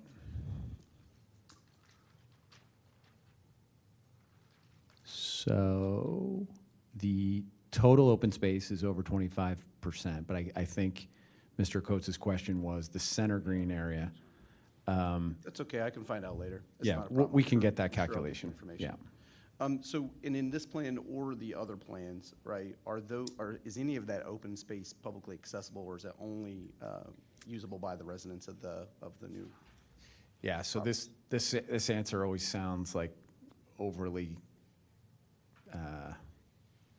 legalistic, It's but okay you if know. it's a no, I just No, so the answer is that there would be an HOA that owns this property, and they'll be in charge of the landscaping, and actually, in this configuration, as well as the submitted configuration, snow, trash, all private. So technically, as private property, it's private property. As a practical matter, I think, it's not going to be gated. It's not, so I think the ability to sort of come and go, there'll be fencing, but it'll be landscape fencing. I think it'll be part of the neighborhood. There has been some conversation around access points. I don't know the particulars, but there used to be a way to get from Forest, like into the back of the shopping center. that could probably be reestablished for more pedestrian fluidity. And there's also a plan to create some connectivity between this and the center, the Valley Forge Flowers, restaurants, things like that. So, so technically private, but I think practically the public will have access to parts of this just being part of the neighborhood. Yeah, that's great. The reason I ask is just because you brought up the trust, right? The spirit of the trust is philanthropic, right? So thinking about that in this property in and of itself, making a publicly accessible area could be a really good use of space given how much open space you have. So that's not a question, so I know Mr. Rice will get mad at me if I don't pose him those questions, right? Yep. So I'll just leave that as is. I guess my last question, and this is, I don't know if it's for you or for someone else, but how did you choose townhomes over single-family homes, and how did you get to the 38 number? So Mr. Lambert can answer that specifically with respect to the site calculations. But what I can say is that from a code approach, the R4 zone says you can do single-family homes, and they have the following lot requirements. Or you can do, through a conditional use process, you can do this kind of clustering townhomes. And so in looking at it, one, following the conditional use gets you to more homes, which makes the property more valuable. But also, this approach gives you all the opportunities. If you did this under the R4 single family, you come up with 24, 25 single family home lots. They're small, they're crammed in, my words. It's not a very good plan. Small and crammed in is word 7, so I feel like I understand that pretty No, well. I mean, you're coming up with sort of, it's just not a great plan. And I think more importantly, then each homeowner is doing their own landscaping. The buffers, they can put the proverbial swing set or shed right up against the property line, and they have all have their own stormwater management.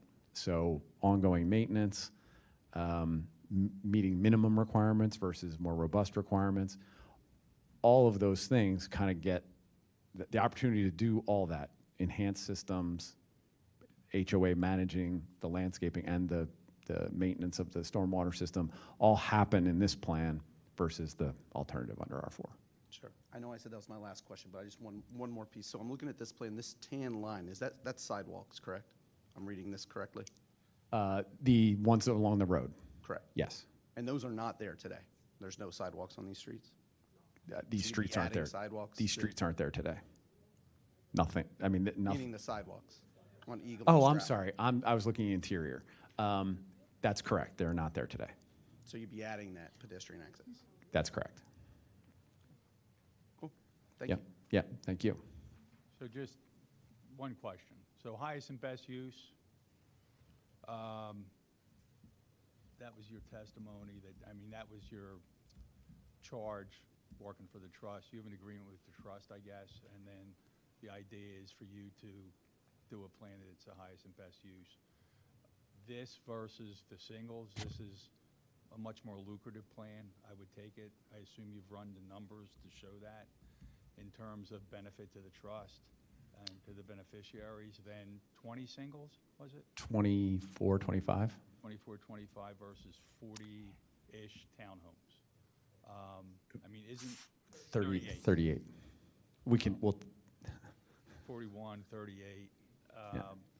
So, but that was your testimony that the highest and best use, and I always think of highest and best use as the most lucrative to the landowner or whoever the beneficiary is. Would you agree? That's usually the way landowners Right. operate, yeah. Okay.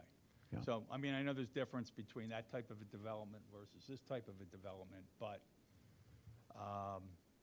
it's about getting as much density as possible and making it the highest and best use. Yeah, it's doing what any property owner would do when you divorce the fact that, you know, Mrs. Hamilton and whatever perceptions of her and wherewithal and things like that. Any property owner would look at their property and say, what's the most I can do here? If they were seeking to develop it, and I think that's all they're doing here. Yep, okay. No more board questions, so let's go off the record for a minute. And I guess we don't have to go off the record. Let's go back on the record, because we're coming back. We're going to continue this for tonight. We're coming back on Wednesday, and on Wednesday, we will have to pick another date, so bring your calendars with you on Wednesday. Mr. Brosman has told me that the engineer, Mr. Lambert, will be here. That's probably the only witness we will have on Wednesday night. And then we'll pick some more hearing dates at night. Also 6:30 p.m. Just generally, any questions about any of this from any of the parties before we adjourn? Yes, sir.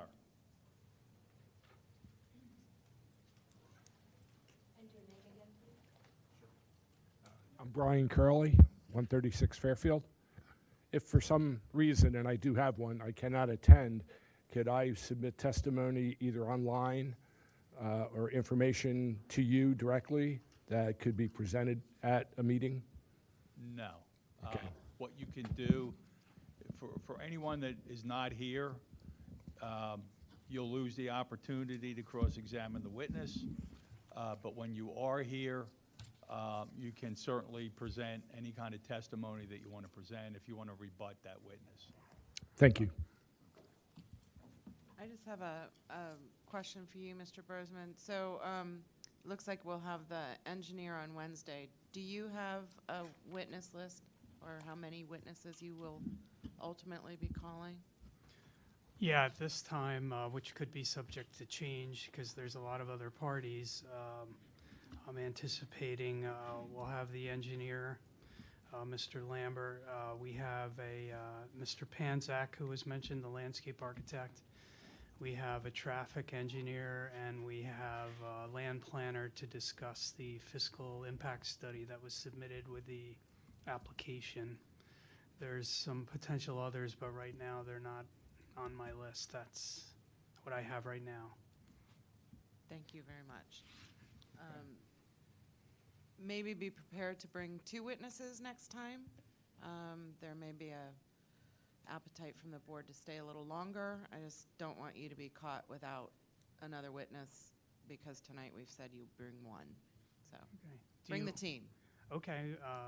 Do you have an idea of how late you might go, or? I don't need to know now. I just, if you knew. It's probably 9, but and based on tonight, there are a lot of questions and a lot of parties, so we're likely only going to get through 1. But if we can, you know, everybody wants to do this on the least amount of nights as possible, because it's hard to schedule all of these folks coming out to ask questions. So if we can tighten up, we're going to try. If we can't, I want everybody to have the space that they need. Sure. I'll have other witnesses here. Thank you. Okay. Yes.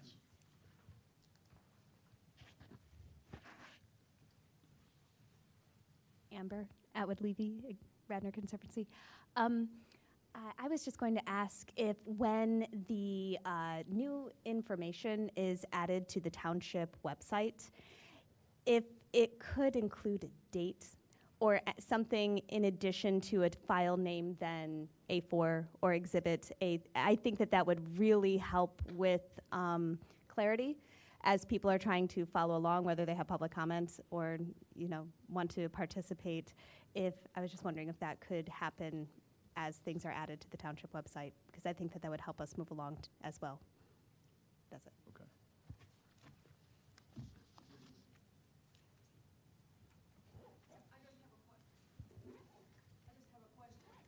You can't, this is being recorded. Hi, my name is Barbara Cobb, and I'm not a party at all. When I go onto the website, I see the 41 units. Is the May plan on the website? The May May 2023 conditional use, that's on the website. It was all included in the agenda packet. But is it on the website, I guess? Yes. Yeah. But I think your So- question is, the one that we have up on the screen tonight has No. not been. No, I couldn't find the May one. So I just want to make sure I understand, Peggy. I think on our Radnor.com website, there's a standalone page for the Hamilton lot, which I'm pretty confident is the plan from 2021. And I don't think there's a standalone plan for the 2023 plan or A4, which was introduced today for the first time. Yes, we have to get a page up for this hearing. So we will do that tomorrow and get everything loaded in. But it sounds like from what you said, there is available right now on our website, the application, which has everything except for A4, which was introduced today. So if residents or objectants or parties wanted to look on the website, they could look in the agenda section for tonight and find the submitted plan. Is that correct? Correct, it's all included in the packet. So it is on the website, it's just not on a standalone page. Yes. Got it. Thank you very much. And So if I just can't some find it, additional- who would I call? Yeah, additional clarity. First, there will be more obvious documents probably by tomorrow. But if you wanted to look tonight, you would go to our agendas page. All meeting agendas are on one page. You can find it pretty easily from the front page of the website. You look for agendas and minutes, and on tonight's date, there's a whole packet of everything that was submitted. So it is a little hidden tonight. It's going to be better tomorrow. Thank you. Of course. Okay. So with that, that'll conclude tonight, and we'll see everybody on Wednesday. Thank you for being here. Thank you, good evening.